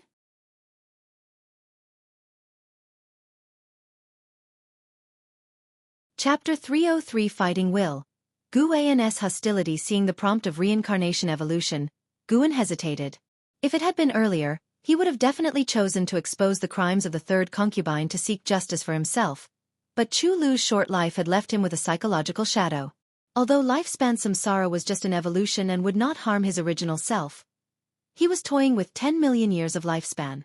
Moreover, the prompt was brief, and he couldn't analyze the specifics of the situation or understand the background of the third concubine. What if exposing her would bring about a deadly disaster? Forget it, he should endure it for now. Although it was a grieving, it wasn't something he personally experienced. You choose to reveal you were poisoned by the third concubine. A turmoil in the Shao Kingdom's mansion thus resolved. At the age of 8, you began to practice swordsmanship, and accidentally cut a spirit grass during the process, claiming 8 years of lifespan and marking a turning point in your life of immortal cultivation. At 12, thanks to lifespan evolution, your cultivation level broke through to the nascent soul realm. At 17, the Great Ming dynasty was besieged by 3 dynasties, the land shattered, and you followed the Shao family's southward migration, continuously encountering attacks and fierce battles, and your lifespan grew quickly. At 18, during the escape, you encountered 2 severely injured cultivators, one male and one female, each begging you to save them and kill the other, plunging you into hesitation. You choose to save the male or the female, to kill the male or the female. Neither save nor kill. Guan made his choice without hesitation. You didn't make a move, you watched the 2 die, and after their death, you took their storage bags. Seeing this line of prompt, Guan almost cursed loudly.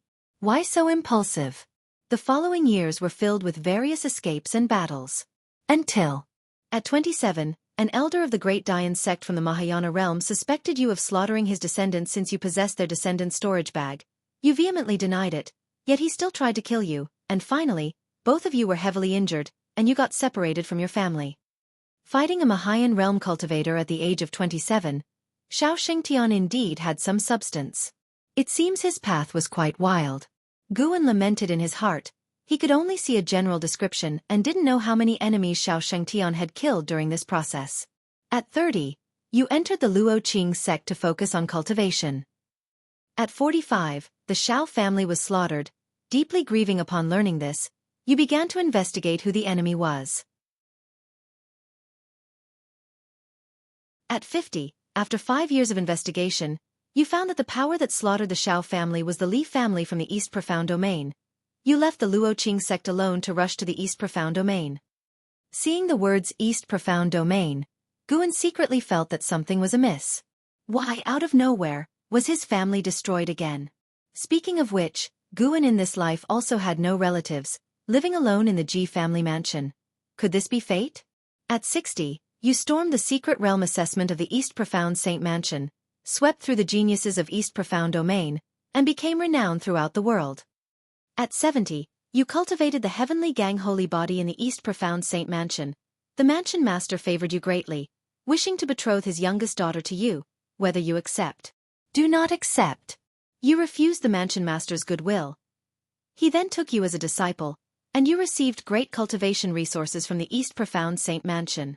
Guan smiled when he saw this. That's more like it. The following life was filled with various cultivations. Xianxia continually enhanced his physique, cultivation technique, and divine skills. His choices were limited, focusing on only one method of each type. Years swiftly passed. At 137, you participated in the holy competitions of the 5 domains. With an overwhelmingly dominant appearance, you claimed the title of the strongest prodigy of the era, and the name of the heavenly gang holy body spread across the great heaven and earth.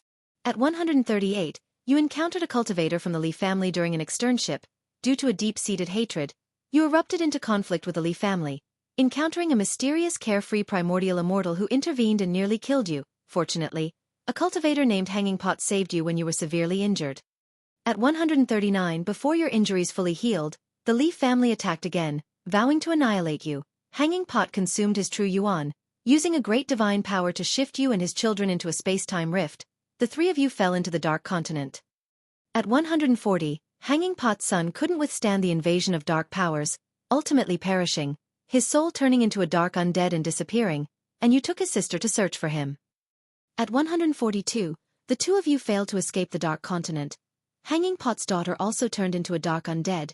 You, enraged, began slaughtering the dark undead of the Dark Continent. At 143, you encounter the Black Profound Emperor from the Tao Void Mysterious Immortal Realm, who extinguished your soul. Reincarnation ends. What? Damn Black Profound Emperor again. How did he reach the Tao Void Mysterious Immortal Realm this time? Guan's eyes widened, his anger uncontainable. If the Black Profound Emperor had the ability to anticipate lifespan, he would have already sensed the intense hostility from Guan. This guy had been squatting on him for 2 lifetimes. How could he bear it? Guan immediately vanished inside the room and teleported to the ocean floor of another world. Then he activated the lifespan barrier. A surge of vast memories rushed into his mind.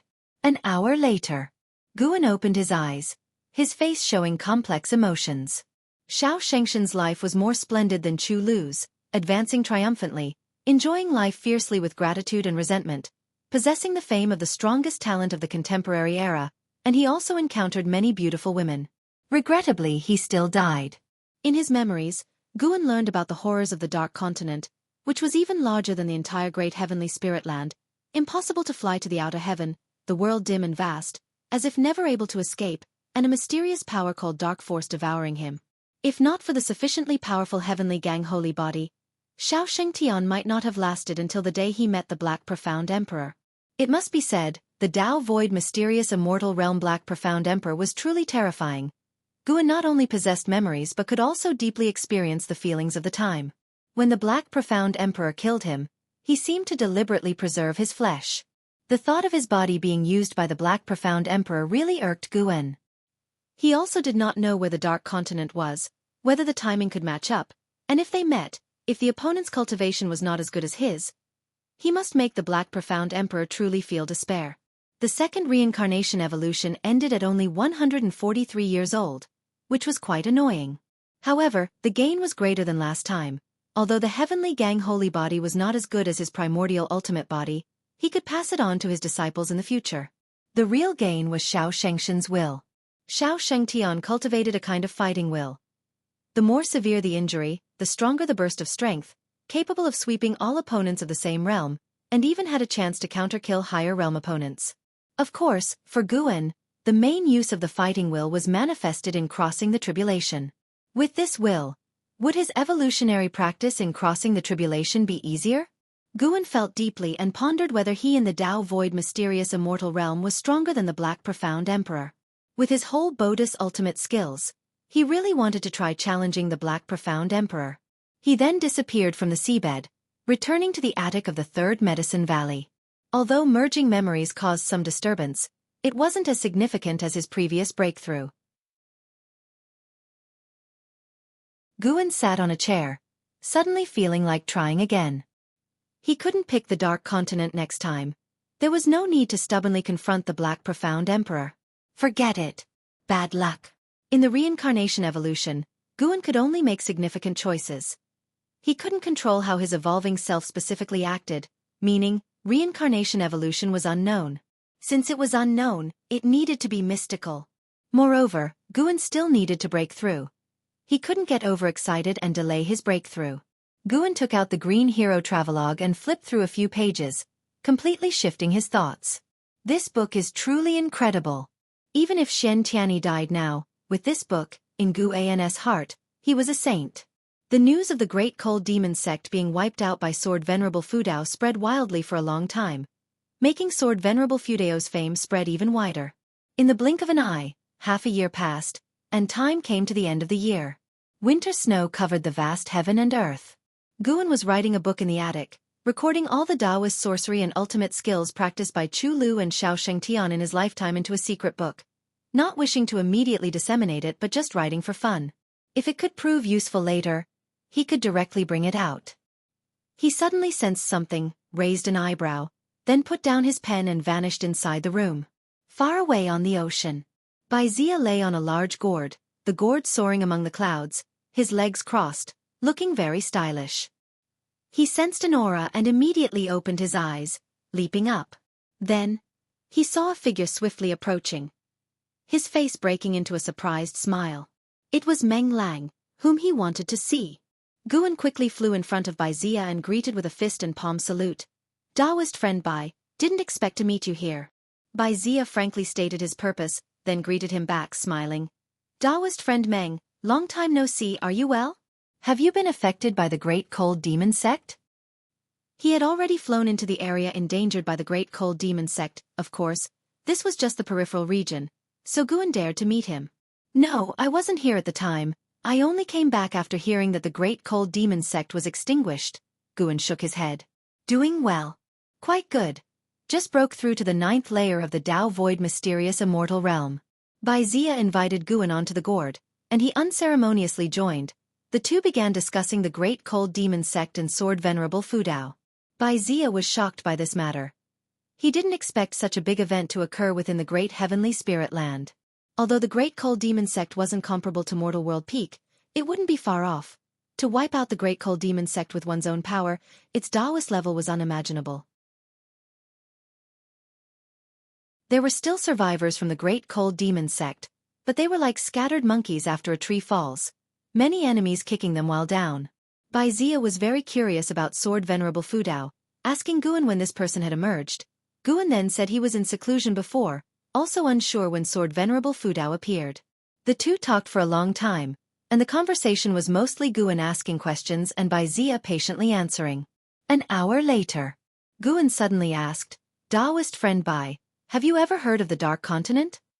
Bai Zia frowned, surprised he asked, the Dark Continent? Never heard of it. Is it powerful? Where is it? Hearing this, Guan could only say, I'm not clear either, just heard a senior mention this name, so I was curious. Afterward, he bid farewell to Bai Zia. Bai Zia hurriedly said, Mortal World Peak will soon hold a 10,000-year summit. You must come, officially taking over as Peak Master. Guan nodded, then flew toward the direction away from the Supreme Sect.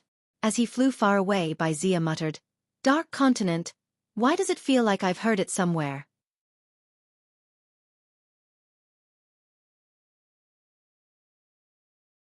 Chapter 304. Breakthrough to the Divine Thought True Immortal Realm 9 Layers. After bidding farewell to Bai Zia, Guan took a detour, only then returning to the Third Medicine Valley. He finished writing the current secret book, then went downstairs to join the disciples in shoveling snow. During the process of shoveling snow, his thoughts were constantly in outer heaven. When would those wandering cultivators of the Holy Court disperse? They couldn't stop Guan. He was just worried that the noise from his breakthrough would be too loud and attract them near the lifespan barrier. What if someone intruded? Guan didn't want to make unnecessary enemies with the Holy Court, nor did he want anyone to discover his true cultivation level. He could only wait. As winter passed and spring arrived, the years went by. The news of Sword Venerable Fudao's world-saving feats spread widely across this region of the mortal world, earning more and more praises, and his fame spread throughout the great heaven and earth. Relative to the tumultuous seas, the continent quickly calmed down since they had heard of Sword Venerable Fudao's feats not for the first time. However, a change in the dynamics occurred in the human race's world. The forces that had fled returned but could no longer maintain their former dominance, while those who stayed behind gained more support and developed rapidly. The other continent on the Nine Nether Road was even more dangerous. The sects and families of the Taizong dynasty couldn't secure a footing there, and the fleeing forces returned in disgrace within a few years. Jianghu also returned to the Juhua sect, beginning to develop the sect peacefully. Gu An's days returned to being leisurely. Before he knew it, 10 years had passed. The wandering cultivators of the Holy Court outside heaven finally dispersed, and Guan was waiting for this day. He immediately set off, leaving quietly. In just one step, he reached the depths of the universe, flying towards a location he had chosen long ago. It was a gigantic meteorite, even larger than the continent where the Supreme Sect was located. Guan landed on the meteorite. Looking around, the great heavenly spirit land seemed very distant. Reckoned for a heaven and earth flying immortal, it would also be impossible to spy with the naked eye. Turning around, the universe's depths behind him were extremely dark. From here to the silent destruction domain was closer than to the great heavenly spirit land. This was also intentional on his part, to make the Holy Court think that the anomalies were caused by a heavenly demon. He sat down on the spot, activating the lifespan barrier. He then pulled up his attribute panel. Name, Guan. Lifespan, 220/639, 660, 342. Physique. Primordial ultimate body. Cultivation level. Divine immortal of wondrous Dharma realm 9th layer. This lifespan was truly a delight to behold. He had to be more careful about this breakthrough. The last time he crossed the lifespan barrier he had consumed tens of millions of years of lifespan, a figure that could not be ignored. Guan took a deep breath, deciding to directly aim for a breakthrough in cultivation level. Tribulation every 300,000 years. Still quite frightening. 1 billion get on board. You practice chi absorption cultivation for 300,000 years. With the great accomplishment of the infinitive creation dharma, you forcefully struck at the divine thought true immortal realm, began facing the tribulation. You failed to endure 49 heavenly Tao mysterious void tribulations, and the tribulation failed. You practiced chi absorption cultivation for 600,000 years. With the great accomplishment of the infinitive creation dharma, you forcefully struck at the divine thought true immortal realm, began facing the tribulation. You failed to endure 49 heavenly Tao mysterious void tribulations, and the tribulation failed.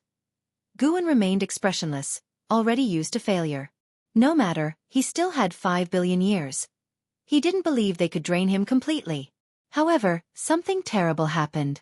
When his tribulation failures exceeded 100 times, his expression became grave. When his tribulation failures exceeded 200 times, his expression became ugly. When 1 billion years were all used up, he was on the verge of a breakdown. What was this heavenly Tao 49 mysterious void tribulation? Was it this absurd? Once Guan successfully broke through, he must investigate the origin of this heavenly tribulation. Even within the same realm, heavenly tribulations are not fixed. Taking Mortal World Peak for instance, their recorded types of heavenly tribulations exceeded 10,000. The rule summarized by the immortal cultivation world is that the more powerful you are within the same realm, the more terrifying the heavenly tribulation. However, those cultivators, despite an increased difficulty in their tribulation, could rely on formations, dharma treasures, and sect teachings for support. Guan could only rely on himself, owning no dharma treasures. After a full aspect promotion, he himself was terrifyingly strong. How could such a him fail more than 300 times? Guan gritted his teeth, choosing to commit 30 million years of lifespan. From 1 billion to 30 million, it wasn't that he was frightened. He just felt he was close to succeeding and didn't want to waste lifespan. However, all failed again. Guan's eyes began to redden. He couldn't believe it. Another 30 million years. Dare to consume 500 million years. When Guan's thought settled, he still failed. Another 30 million years. Failed. Failed. Failed. Just as Guan was preparing to continue investing, the prompt finally changed its length. He succeeded. You practiced chi absorption cultivation for 2,330,000,000 years.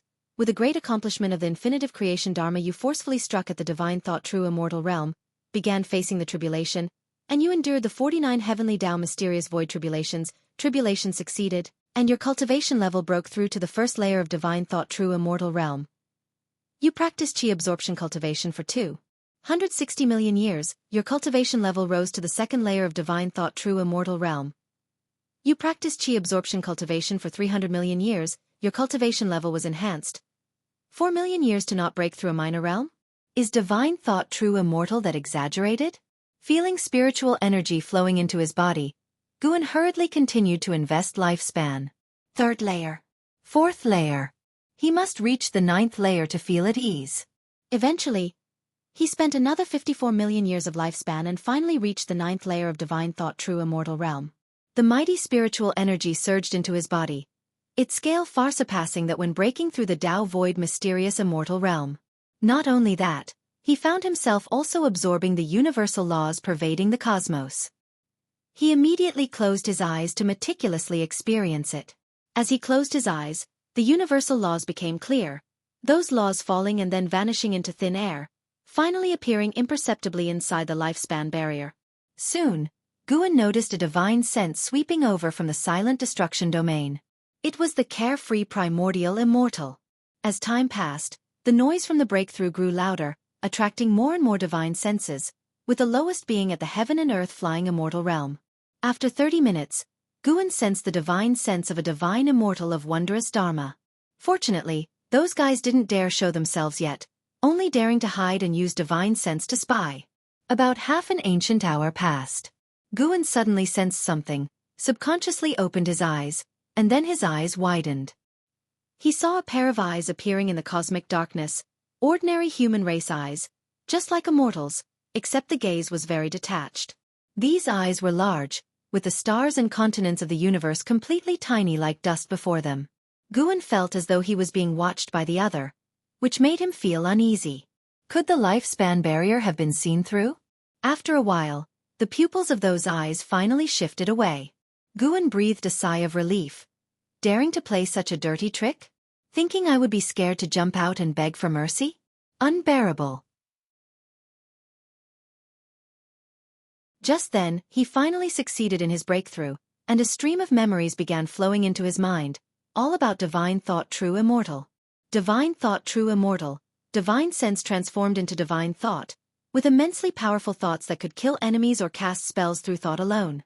True immortal then is a true immortal. His flesh and spirit underwent another transformation, and once completed, he would be an immortal conforming to the heavenly creation, not one just enhanced through cultivation. Guan's consciousness immersed in the legacy memories. He saw many images. He could peer into the past lives of any beings that had a karmic connection with him, a very peculiar feeling. However, he couldn't see Ji Xiaoyu's past life. He could only start from where Ji Xiaoyu was born in this life. The most surprising thing for him was that he could even peek into the lives of beings with karmic ties established with Chu Lu and Xiaosheng Tian. If so, doesn't this prove that reincarnation evolution could really turn into reality? This led Guan into endless conjecture. He was immersed in the karmic images, unable to extricate himself, not feeling the slightest discomfort but rather a kind of indescribable ease. Peering into karma, his mind was filled with countless images, yet it felt as exhilarating as chi absorption cultivation, making him even more invigorated. By the time Guan successfully broke through to the divine thought true immortal realm, he was still in those images. Cultivation continued to break through. From the first layer to the second layer. From the second layer to the third layer. Gradually, powerful beings began passing by this area, sweeping over the meteorite where he was located.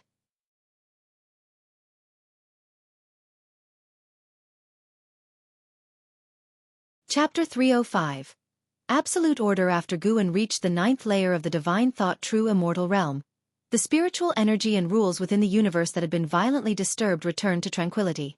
Looking around, powerful figures were darting in all directions, while the pair of eyes that had been spying on the universe had already disappeared.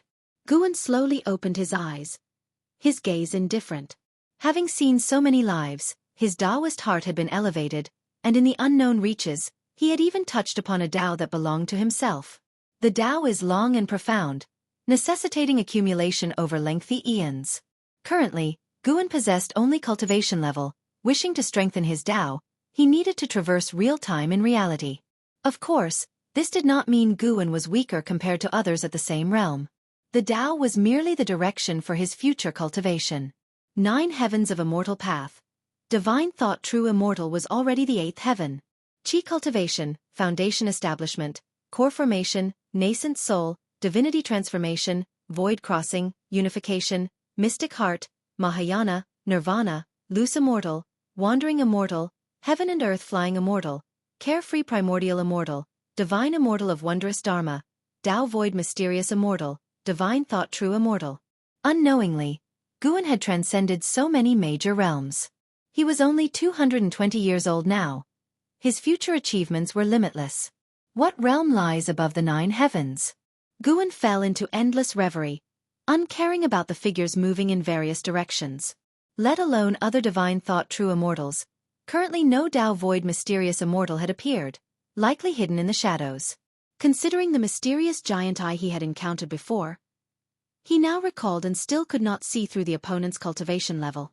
Guan looked at the consumption of the lifespan barrier and frowned. This breakthrough alone had consumed over 50 million years of lifespan. Now he had only 340 million years left. This breakthrough exhausting nearly 300 million years made it hard to imagine how many years the next breakthrough would require. Nevertheless, the cultivation of the 9th layer of divine thought true immortal realm was enough for him to protect himself. Guan stood up, thinking of the scene inside the 3rd Medicine Valley Pavilion.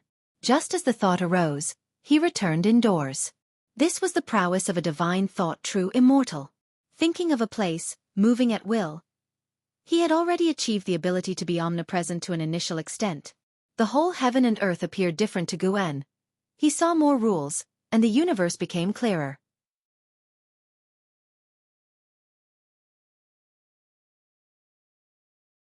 Thus, the beings of the great heavenly spirit land who flew out mistook that the silent destruction domain was only in one direction. Even for a heaven and earth flying immortal, flying to the annihilation zone from another direction would take many years, enough to see how vast the universe is. Guan retracted his divine thoughts, filled with emotion. This world was different from what he had anticipated. Due to the influence of past life culture, he felt that if there was the immortal path, there would be order, with immortals governing all things under heaven and reincarnation constraining yin-yang. Yet, in reality there was none. There were realms of immortal path but no immortals governing the heavenly Tao. There were reincarnation and yin-yang, yet no order like that of the underworld.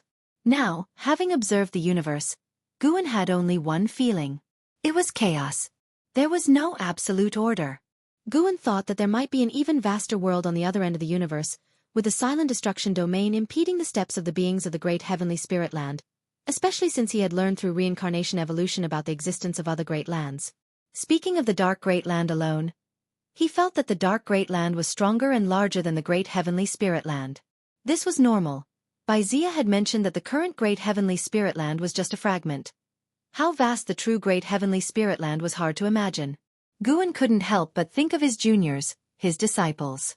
His pride faded along.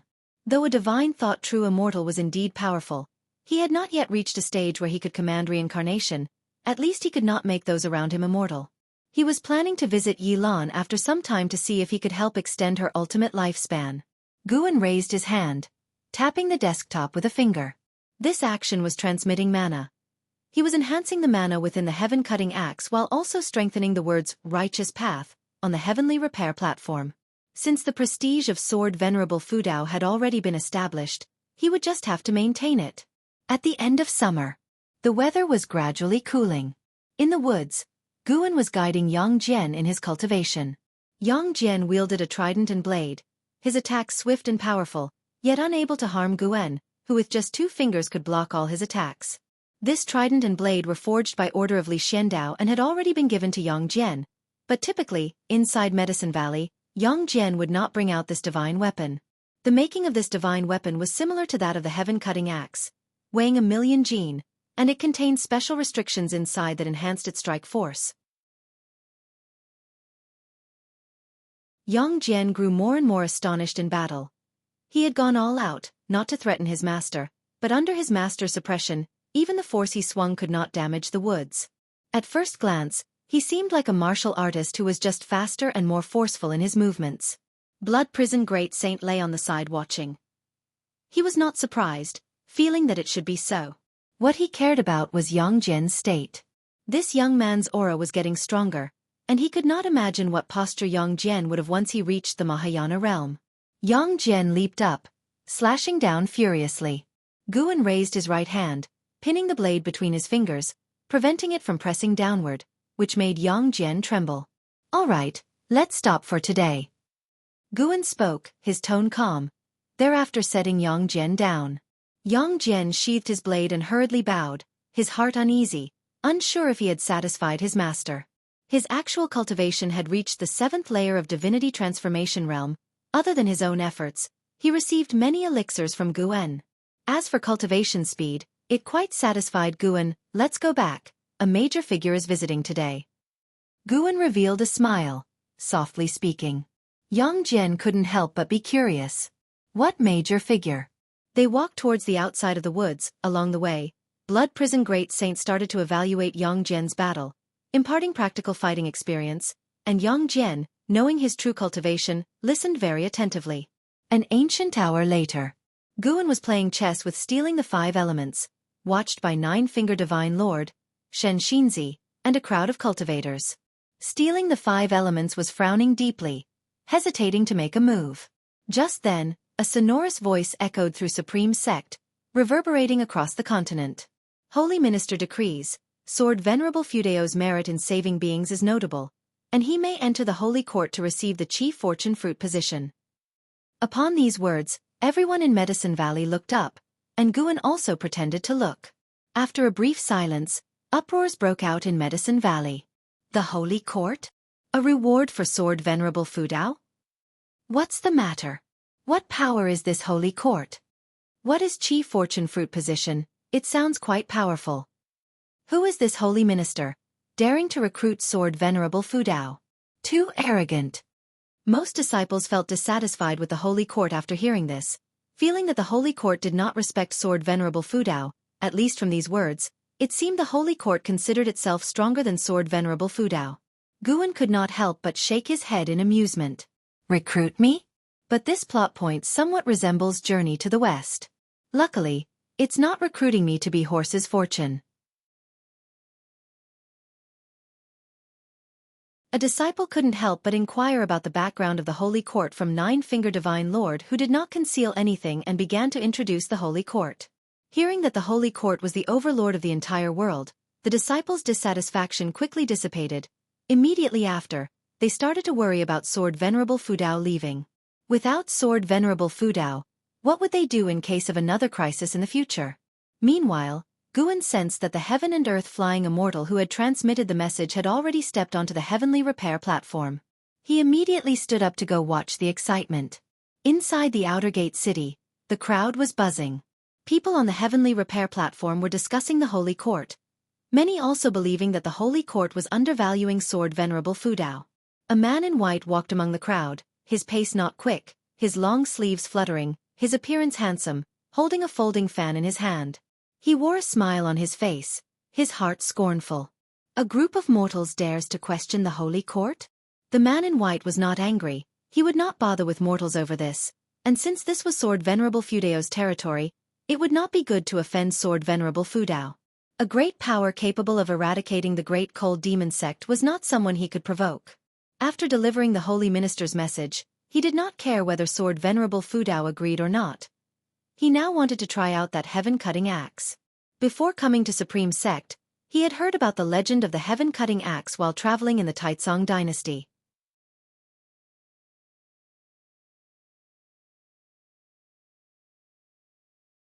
Chapter 306. I am Sword Venerable Fudao. The man in white walked for a while, slowly arriving in front of the heaven-cutting axe. Zhua Yijian saw his extraordinary bearing and couldn't help but scrutinize him with curiosity.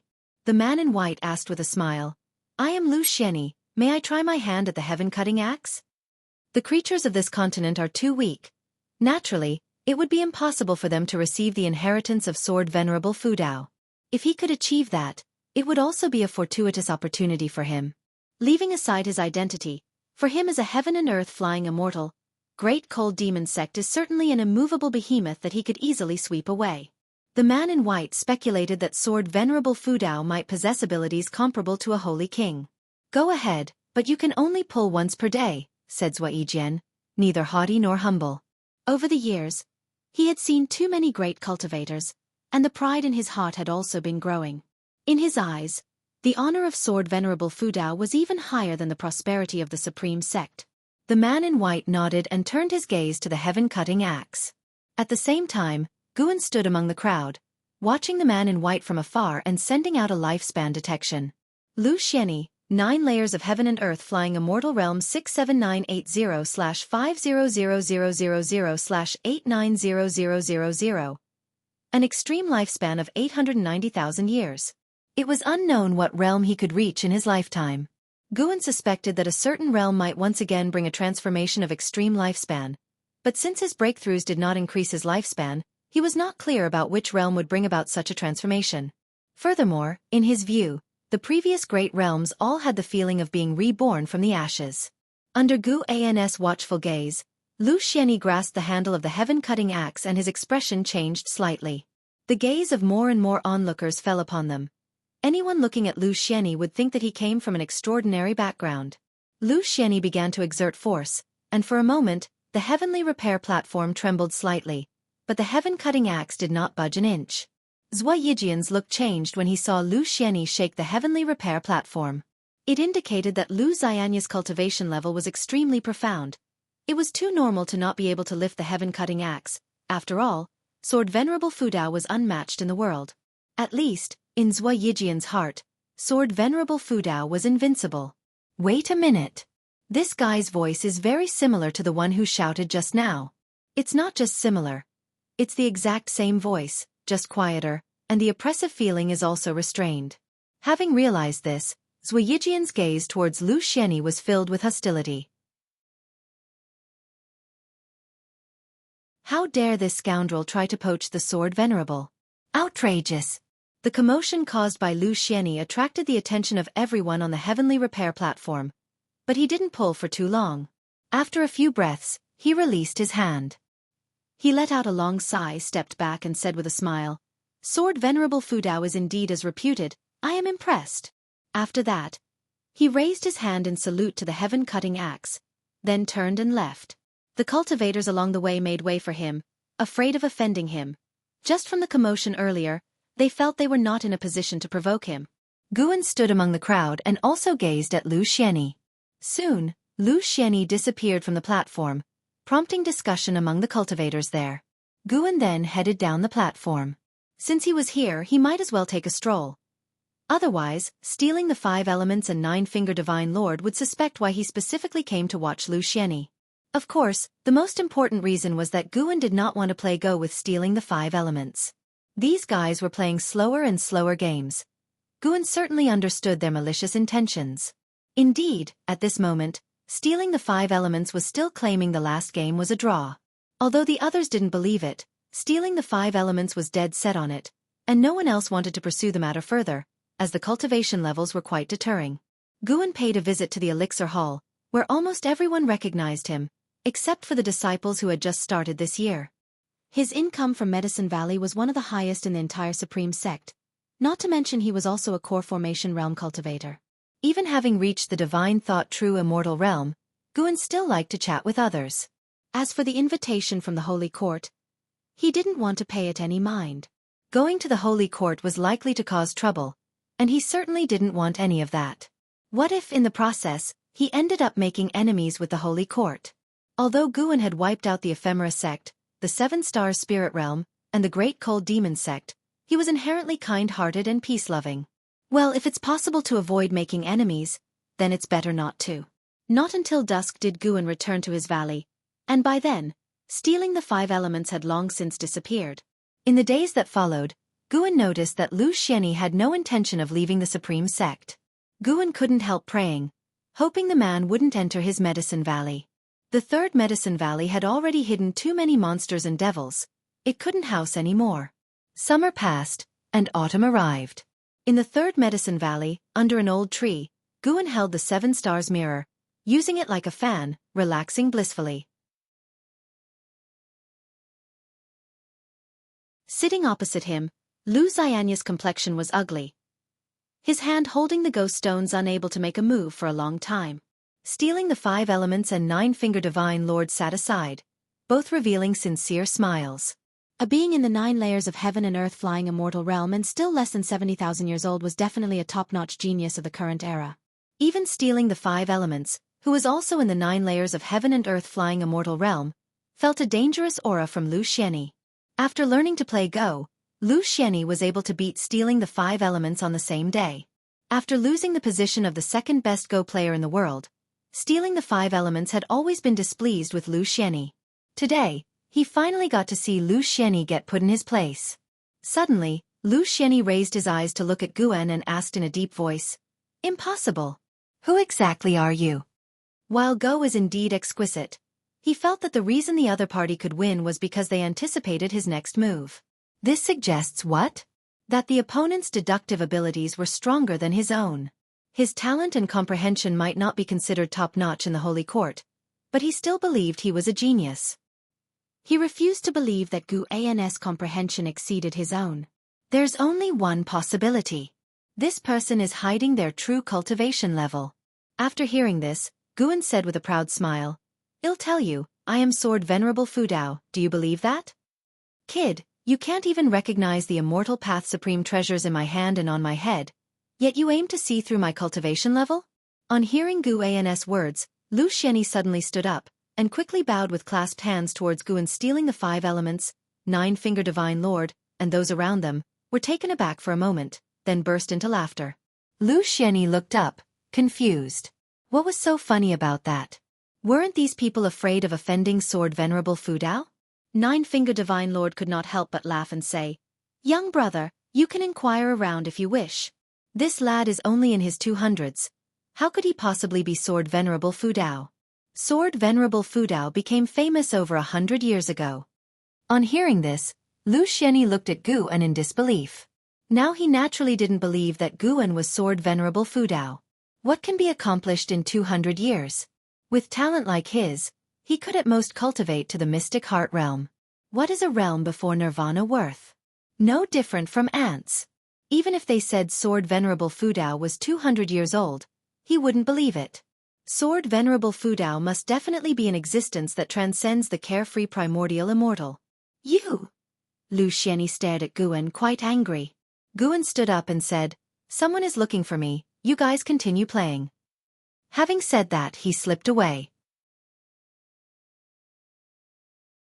Lu Xianyi watched his retreating figure, unable to let go for a long time. Luckily, this guy didn't harbor enmity toward Guan, otherwise, he would have been extinguished this evening. Stealing the 5 elements immediately took the seat that Guan had vacated and said, "Let's continue, I think I have figured out your game." Lu Xianyi took a deep breath and could only sit down. He knew that Guan, being the Valley Master, couldn't escape, and he refused to believe that he couldn't beat a mere mortal in a game. Guan was not using an excuse. Someone was indeed looking for him. He waited at the base of his own attic. After a while, a figure flew into the valley. It was Xianxia. "Big brother, long time no see." Guan exclaimed with joy. Xianxia was as spirited as ever. He patted Guan on the shoulder and observed him closely, praising, "You learned to dress up, you have a bit of my aura. But your cultivation hasn't increased. You're disgracing me." Lu Xianyi, who was playing Go downstairs, heard this and immediately dismissed his doubts. Someone who could greet a junior cultivator of the Mahayana realm as a brother. Could that be some profound master? It seems this lad's invention of Go really is based on unique insights. Guan took Xianxia upstairs to catch up. Once inside, Xianxia began to recount his experiences over the years. He too had dealt with divine exotic resentful ghosts and had a wealth of experiences. Guan listened intently, sometimes shocked, which pleased Xianxia. He liked chatting with this younger brother. So invigorating.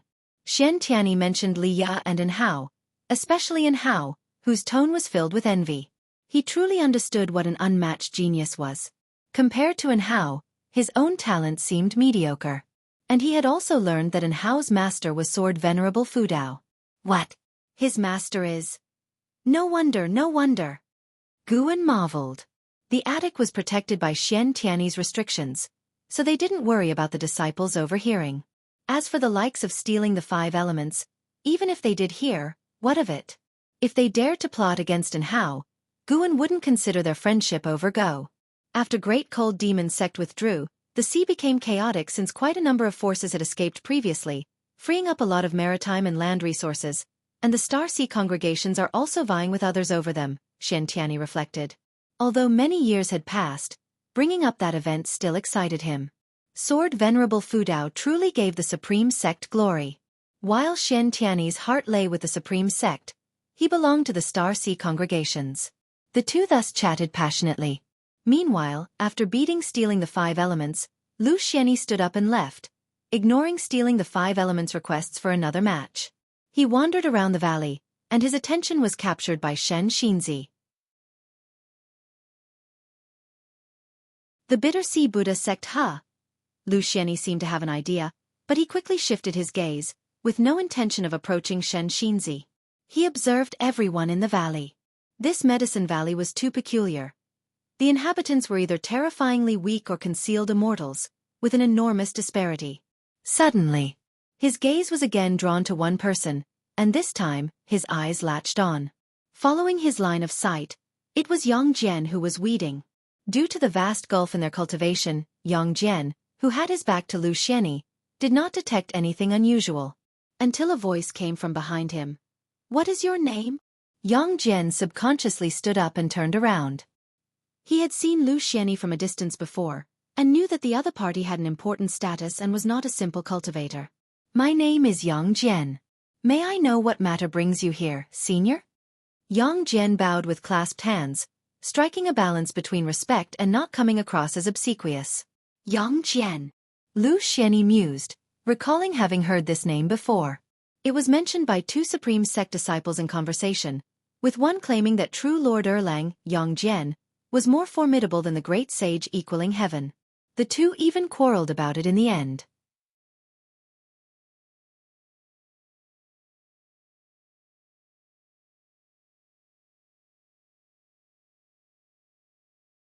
He even received pointers from a great cultivator from the ocean. "You better prepare, Yang Jian." Guan nodded. "Sure, old Luo, you've aged." "Aged? Why would you say that?" "You've become more and more long-winded. You used to talk less when you borrowed the Green Hero Travelogue. You dare mention that, without a new volume of Green Hero Travelogue, the supreme secret records you asked me to find still haven't appeared. Read more of The Journey to the West and cultivate your mind." Guan kept weeding while bantering with Luo Hun. Days continued to pass. Autumn left, and winter arrived. Snow began to fly. One day, while reading in the 8 scenic caves, Guan suddenly sensed something and immediately took out a green jade, the mortal jade of the Mortal World Peak, a symbol of a peak master and also a magic artifact. He sent his divine thought into it and soon learned that the Millennium Peak meeting was about to start. He thought for a moment, stood up, and disappeared from the spot. The mortal jade had a directional guide inside, but Guan didn't need it. He had already found the location of Mortal World Peak. Mortal World Peak was very distant from the Supreme Sect, situated over an ocean covered in thick fog. There were no islands or continents, only towering peaks rising straight from the ocean floor into the clouds. Guan appeared at the edge of Mortal World Peak and then proceeded forward through the clouds. It wasn't long before he saw the figures of cultivators, more and more of them all heading in the same direction. Guan didn't speed up, flying at a leisurely pace, enjoying the scenery along the way. He was considering, now as a peak master, whether to plant medicinal herbs on his own peak. Arriving at Mortal World Peak, he couldn't rely entirely on picking his own herbs, as that would be too suspicious. After all, here, he was a heaven and earth flying immortal. "Taoist friend, please wait." A voice came from behind, and Guan stopped and turned to look. He saw two cultivators approaching on swords, a man and a woman, both at the Nirvana realm. Guan performed a lifespan detection. The man was named Su Ruahai and the woman Su Shi. Their ultimate lifespans were not outstanding, but also not mediocre. The two approached Guan, and Su Ruahai took the initiative to raise his hand in greeting. "I am Su Ruahai, this is my sister, Su Shi. May I ask for your honored name, Taoist friend?" Guan returned the greeting. "I am Meng Lang. May I know what brings the two of you here?" Su Ruahai smiled. "Taoist friend, are you also here to pay respects at Mortal World Peak? We are siblings too. Why don't we keep each other company?" Although he couldn't see through Guan's cultivation level, Guan didn't appear dangerous to him and he observed Guan flying leisurely, looking around as if it were his first visit. Su Shi, examining Guan, quickly averted her gaze when Guan looked at her, her earlobes turning slightly red.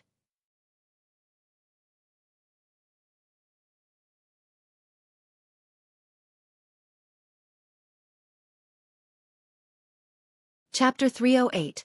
Unable to contact Guan saw that Su Ruahai and his sibling were still in a daze, so he immediately rolled up his sleeves, took them into his palm, and followed by Xia to fly upwards. That scene caused by Xia to raise an eyebrow and laugh.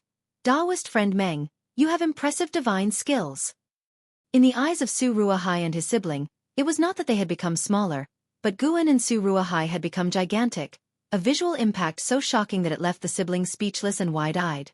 Listening to Guan and by Xia chatting and laughing, Su Shi came back to her senses and looked at Su Ruahai, asking carefully, "Brother, just now the senior mentioned Meng Dao, is he a peak master?" She naturally knew what being a peak master meant. In Mortal World Peak, a peak master wielded immense power and symbolized the status of a strong individual, someone of legendary status. Turbulent waves rose in Su Ruahai's heart as he tried to maintain his composure, slightly nodding his head without making a sound. He carefully recalled the previous interactions and realized he hadn't offended the other party, who had even comforted him about successfully entering Mortal World Peak. A light shone in Su Ruahai's eyes, his heart beginning to race with excitement, his hands clenched into fists inside his sleeves. At the same time, Baizia began to explain the situation of the Millennium Summit. Although it was called the Millennium Summit, it was not actually fixed at an interval of 10,000 years. It had been 20,000 years since the last summit, and Baizia, having returned rarely, discussed holding it with the other peak masters. The opening of the Millennium Summit would not only recruit new disciples but also invite other friendly forces. Before the opening of the Millennium Summit, Baizia would take Guan to choose an unclaimed divine peak. Mortal World Peak had many peaks, divided by rank from low to high. Sea Peak, Immortal Peak, Divine Peak, and Main Peak, the latter being the highest level with only one. There were 25 divine peaks, and the hard standard for a master of a divine peak was the heaven and earth flying immortal realm. Guan was curious. How could there be a shortage of divine peak masters? Baizia replied that many heaven and earth flying immortals wanted to adventure beyond the outer heaven, so they would make room if they wanted to leave. After hearing this, Guan didn't react too strongly, making Baizia sigh in relief. It looked like he had successfully bluffed Guan. He had made outer heaven seem so dangerous because he wanted Guan to stay in the great heavenly spirit land. Besides, someone like Guan, who had no powerful backing and could cultivate to the heaven and earth flying immortal realm in solitude, was undoubtedly an unimaginable talent. Even without going to outer heaven, he could still advance. The two kept flying upwards until the azure sky vanished, replaced by the dazzling starry sky. Su Ruohai and Su Shi, standing in the palm of Guan's hand, looked up, immersed in the vastness of the universe. Guan followed Baizia into a grand hall, placing Su Ruohai and Su Shi on the ground, asking them to follow behind him. The grand hall was spacious, with giant majestic statues lined up on both sides, and the ceiling was engraved with various grand scenes. Su Ruohai and Su Shi proceeded cautiously, not daring to make a sound, staying close behind Guan. Moving forward, Guan saw 25 bluish-purple crystal columns, with the power of rules surging within, containing countless restrictions. It seemed that Mortal World Peak might be hiding a divine immortal of wondrous dharma. Even a carefree primordial immortal would find it difficult to construct such crystal columns. Baizia stopped walking and pointed to two adjacent crystal columns. These two divine peaks are open for choice, known as Chengtian Peak and Dingtian Peak. He began to introduce Chengtian Peak and Dingtian Peak. Chengtian Peak had over 1 million disciples, and its height was moderate since it had a long history, so the disciples' cultivation levels were generally strong. The height of Dingtian Peak was second among the divine peaks. Because it had experienced internal strife, there was a gap in the disciples' cultivation, with most of them below the level of loose immortals, and resources were also scarce, with many areas left idle. Currently, the number of disciples on Dingtian Peak was just over 200,000. Guan immediately spoke up, "Then Dingtian Peak it shall be. I will see to its improvement and contribute to Mortal World Peak." Upon hearing this, Baizia looked at Guan with newfound respect. Afterward, Baizia asked Guan to bring out the mortal jade and place it on the crystal column. Having done all this, they proceeded to other palaces for a tedious process to unlock Guan's rights on Dingtian Peak. Su Ruohai and Su Shi also registered in the process, becoming disciples of Dingtian Peak. An hour later, Baizia took Guan and the siblings to Dingtian Peak, then left. He didn't support Guan's position. Jokingly, did a heaven and earth flying immortal even need someone to stand up for them? Who would dare to stir up trouble?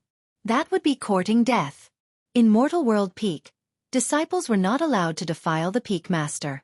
Su Ruohai and Su Shi looked with excitement at the majestic Dingtian Peak. Guan looked at them and asked with a smile, "From now on, how should you address me?" Su Ruohai quickly bowed and offered his respects. "This disciple Su Ruohai greets Master."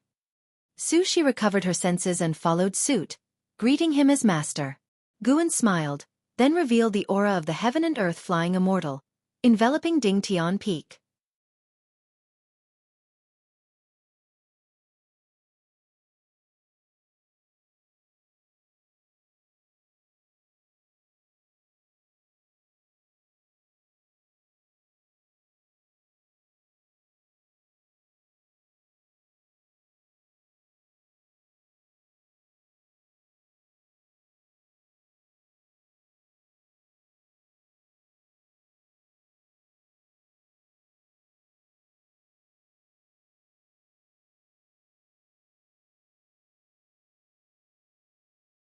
Chapter 310 Why don't you give your place to me, Heavenly Demon Great Emperor?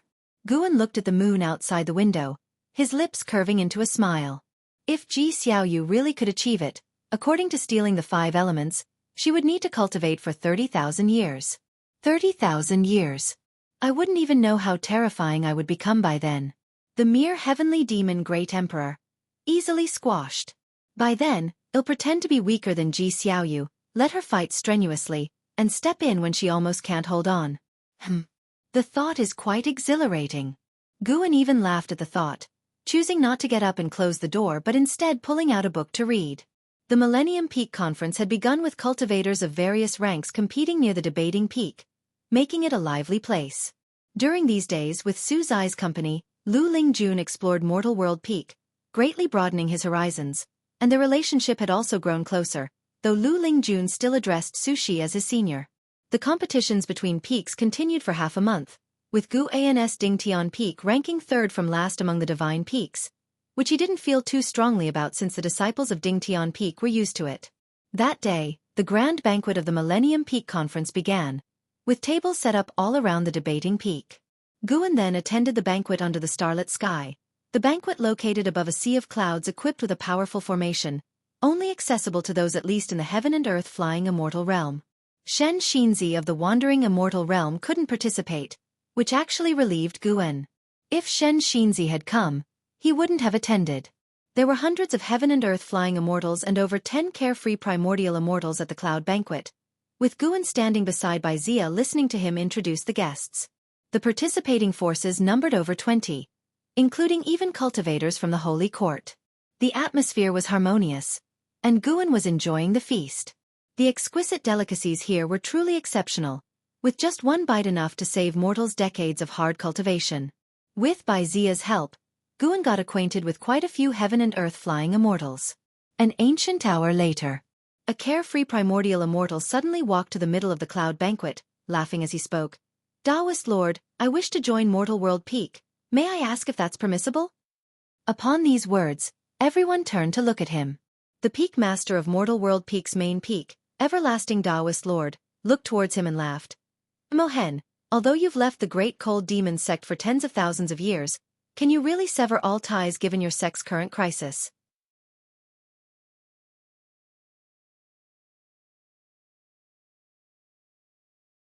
Mohen shook his head. Don't be hasty, what if this young friend agrees? The term young friend was filled with disdain. His gaze turned to Guan. Young friend, if you cede your position to me, I won't let you suffer losses. You can ask for anything. Guan replied, thanks for your kind offer, senior, but no need. I'm not the type who likes to change nests. Everyone's expression changed slightly, none expecting Guan to defy Mohen, Everlasting Taoist Lord included. At this level of cultivation, recklessness was impossible unless facing a lower-level cultivator. Mohen's smile disappeared instantly, his face darkening as he said, I can give Taoist Lord face, but have you considered the consequences of offending me? Everlasting Taoist Lord frowned, appearing suddenly in front of Guan, looked at Mohen, and said coldly, Taoist friend, you are going too far. Mohen stared at Guan with a cruel smile, blatantly threatening him. Mohen harbors hostility towards you, despising you deeply. Would you like to conduct a lifespan detection on him? This constitutes deep hatred? Typical of a demon cultivator, heartless and ruthless. Sigh. Guan sighed deeply, attracting everyone's attention. He walked past Everlasting Taoist Lord towards Mohen. What are you doing? Zia hastily grabbed Guan. Since Zia had brought Guan into Mortal World Peak, he felt dishonored and angry over Guan being bullied. Everlasting Taoist Lord spoke, Meng Lang, in Mortal World Peak, no one can harm you, and should anyone cause you harm outside, Mortal World Peak will not simply let it go. Guan smiled at Zia, then broke free from his grip, turning towards Everlasting Taoist Lord to bow respectfully, before continuing towards Mohen. Mohen laughed, not expecting this young man to actually walk towards him. You called me Mohen, right? Why must you force me? Guan shrugged and spread his hands, his expression one of helplessness. His steps didn't stop, suddenly erupting with a terrifying aura, causing everyone's complexion to change drastically, including Mohen's. With each step Guan took, his aura surged, quickly surpassing the heaven and earth flying immortal realm and continuing to rise. How is this possible? A carefree primordial immortal widened his eyes in disbelief. Others were similarly shocked, and Wuxia was dumbfounded. When Guan reached Mohen, his aura had reached the 9th layer of the carefree primordial immortal realm, with the strongest present only at the 6th layer, and Mohen himself only at the 4th layer. Guan lifted his chin, looking down at Mohen, asking, "How did you address me just now?" Mohen's face looked extremely unpleasant as Guan's aura completely overwhelmed him. The banquet fell into silence. You could hear a pin drop. The most alarming incident then occurred. Guan actually reached out and patted Mohen's wrinkled face. Though the gesture was gentle to everyone watching, this was the making of a deadly feud.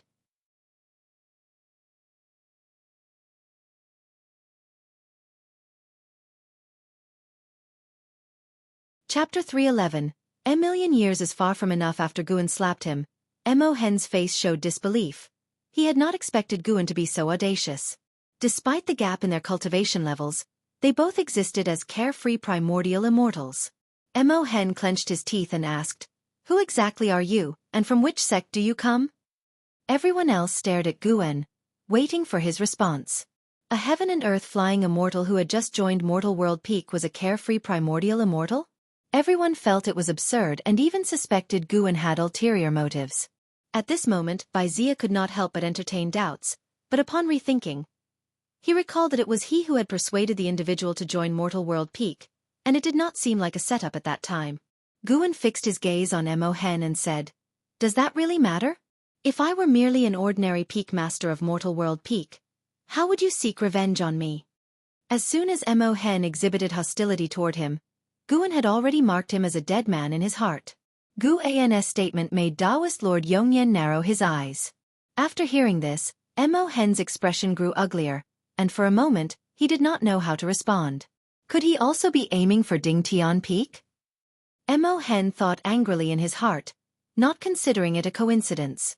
How could it be that a randomly chosen person turned out to be a great cultivator concealing his power? Now he found himself in a dilemma. Bowing his head in submission would not erase the karma, but refusing to do so would only worsen his situation.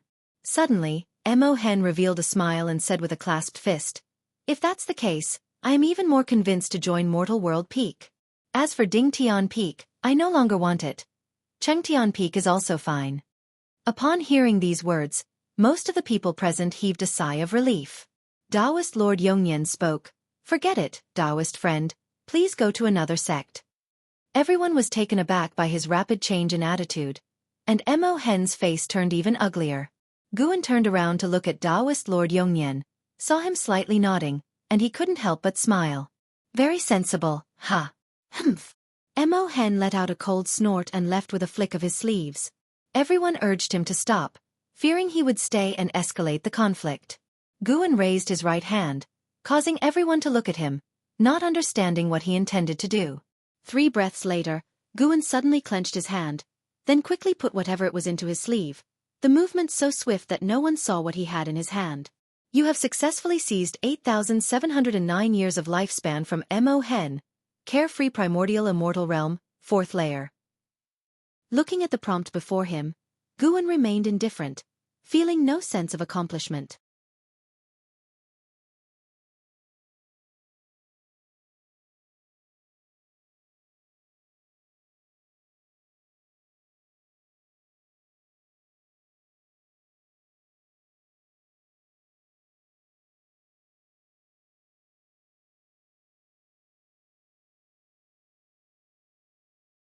Chapter 312. The shock of Hu Shaojin appreciation flickered in Guan's eyes. He hadn't expected Lu Lingjun to have such a keen self-awareness. Lu Lingjun, seeing Guan's expression, felt rather helpless. Was this guy always so calm? She glared at Guan and said unenthusiastically, "Don't you long for it after hearing all that?" Guan replied, "Of course I yearn for it, but over the years I've heard too many tales of immortals. At best, I take them as entertainment. Could a great man like myself even dream of such things?" Lu Lingjun felt his words were somewhat odd, but she was too lazy to argue and continued to talk about her observations from Mortal World Peak. Although Guan had been there at the time, hearing it from Lu Lingjun's perspective offered a different view of the scene. The two chatted for over an ancient hour, and Lu Lingjun expressed her desire to stay temporarily in the Third Medicine Valley, to which Guan agreed. Guan stretched in a languid manner as he looked out the window. Tomorrow he could go to Dingtian Peak to pick medicinal herbs. He had ordered Zhu Xinglan to establish a medicine garden, and the first batch of medicinal herbs was already ripe. Regarding the medicine garden on Dingtian Peak, Guan had no intention of prohibiting other disciples from picking the herbs so as not to arouse suspicion. After all, Mortal World Peak was now a first-class sect with close ties to the Holy Court, and he had to be careful. And after all, Dingtian Peak was vast. Even with disciples helping, he could collect many herbs himself. Thinking of this, a look of anticipation appeared in Guan's eyes. The following afternoon, on Dingtian Peak, Guan walked up the mountain path to the summit, followed by Zhu Xinglan, who displayed great respect as the peak's foremost disciple. He now knew that Guan was a great power who surpassed the carefree primordial immortal. Such a major figure was critical to cling to, and so he was eager to assist in any way possible. "I need a wandering immortal disciple to take charge of an island for me," Guan said casually. "Ask around for me. I won't treat him unfairly."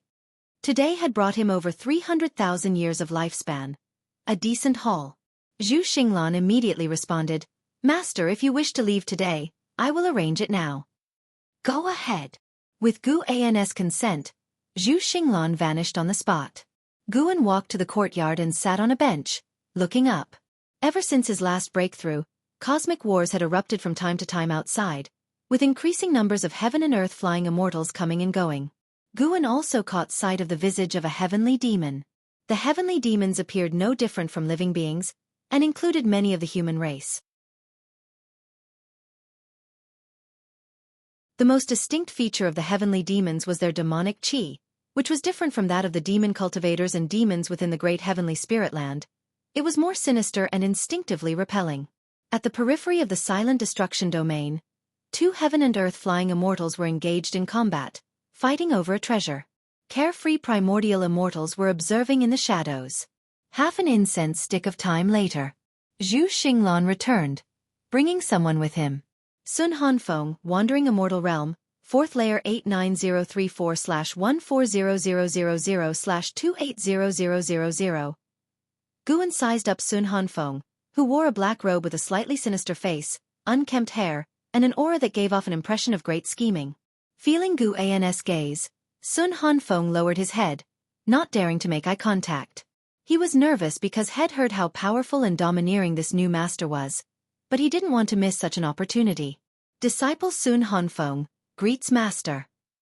Sun Hanfeng said respectfully with a bow. Zhu Xinglan followed with an introduction of his background. Sun Hanfeng had been born on Mortal World Peak and had a very good relationship with Zhu Xinglan. "Let's be off then." Guan stood up and with a sweep of his sleeve, whisked Sun Hanfeng away. Zhu Xinglan was momentarily stunned, admiring how impressive the master's divine skills were. Many privately discussed just how powerful the master of Dingtian Peak really was. Zhu Xinglan received an important piece of information. Sect leader Yongnian Daojun believed that the master of Dingtian Peak possessed a higher cultivation level than he did. Such an assessment left him with boundless imagination. Elsewhere, Guan arrived at a mortal-seeking island with Sun Hanfeng in tow. As they alighted, Sun Hanfeng stumbled, nearly falling, but Guan caught his arm in time. "Are you all right?" Guan asked. Sun Hanfeng, his face flushed with embarrassment, quickly replied, "I'm fine, master. Sorry for the laugh." Guan nodded and began walking towards the buildings ahead, with Sun Hanfeng hastily following. Guan started to brief him on Immortal Seeking Island. After understanding the strength of the island, Sun Hanfeng breathed a sigh of relief. A place where a wandering immortal alone could be a deterrent? What pressure could there possibly be? "You and the island both share the Sun surname. That's quite a coincidence," Guan joked, with Sun Hanfeng offering only an embarrassed smile and not the least bit of dissatisfaction. Soon, Hu Xiaojian and several elders of the Sea Protection Mansion were introduced, and Guan had Sun Hanfeng introduce himself. "From Mortal World Peak, I am Sun Hanfeng. I look forward to working with all of you and hope for your fullest support," Sun Hanfeng said, and then exhibited the aura of a wandering immortal, which caused everyone in the hall to breathe rapidly.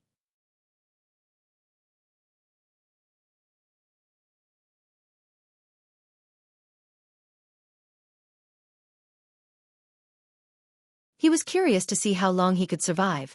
Perhaps if he lived for thousands or tens of thousands of years and mastered formidable divine skills, it might increase his chances of surviving the next tribulation crossing. Moreover, the memories passed down from reincarnation evolution could benefit his Taoist heart cultivation. Guan felt reaching a certain level might require reincarnation cultivation. Otherwise, he wouldn't have unlocked this feature. Let's give it a shot then. Just one shot. No greediness. After all, it would cost 10 million years of lifespan, and even if he wanted to play more, it was not possible. Guan looked at Yilan thinking to himself, "Little sister, please."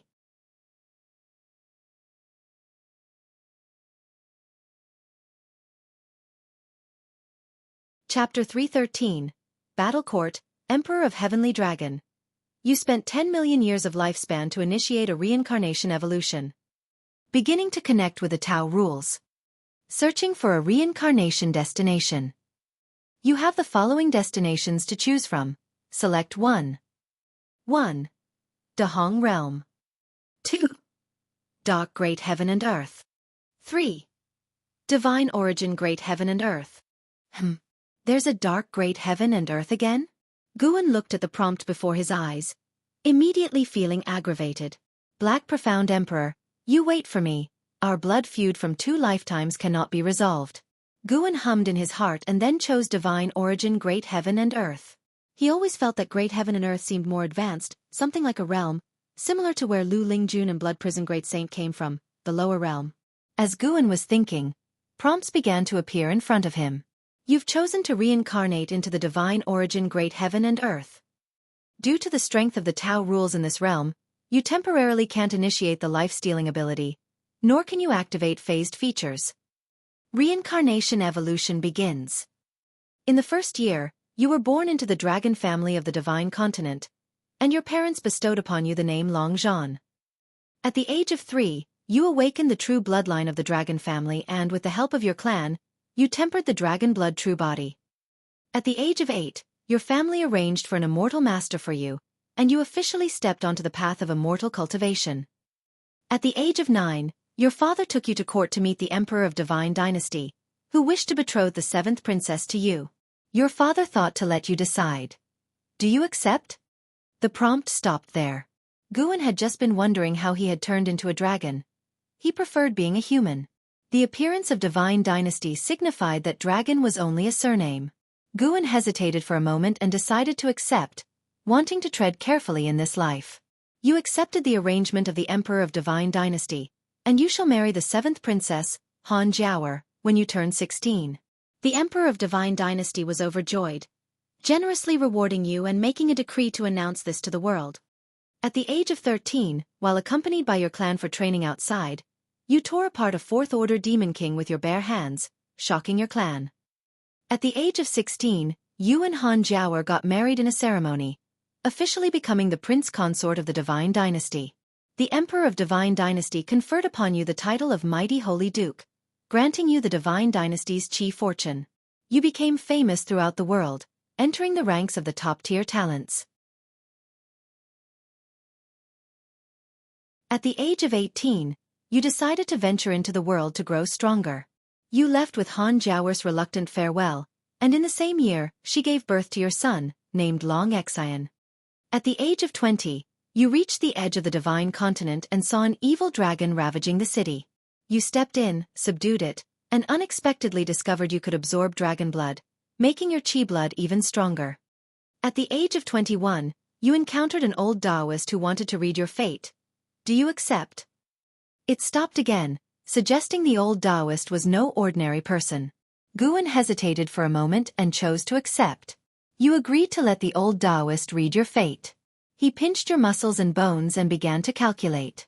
He was soon shocked, proclaiming you possess an innate divine emperor fate, destined to dominate all creatures of heaven and earth, becoming the lord of great heaven and earth. Immediately afterward, the old Taoist exploded into a burst of blood, covering you. At 25, you accidentally entered the grotto heaven of an ancient great cultivator and learned the ancient strange skill, Divine Desolation Technique. Guan's lips twitched when he saw the part about the old Taoist's explosive demise. After that, he picked the more cautious options whenever possible. Year after year passed. Guan was on tenterhooks, fearing an early death. When he made it past 200 years, he smiled, finally setting a new record. However, without the life-stealing ability, Long Zhan's growth was surely not as fast as Chu Lu, Xianxia, and without a displayed realm in the prompts. Take it slow. Guan then became even more earnest, determined to strive to survive this life. As time ticked by, Yilan was meditating on the bed while Guan sat at the desk, the room engulfed in silence. Birdsong occasionally rang out from outside the window, adding a serene atmosphere of passing years.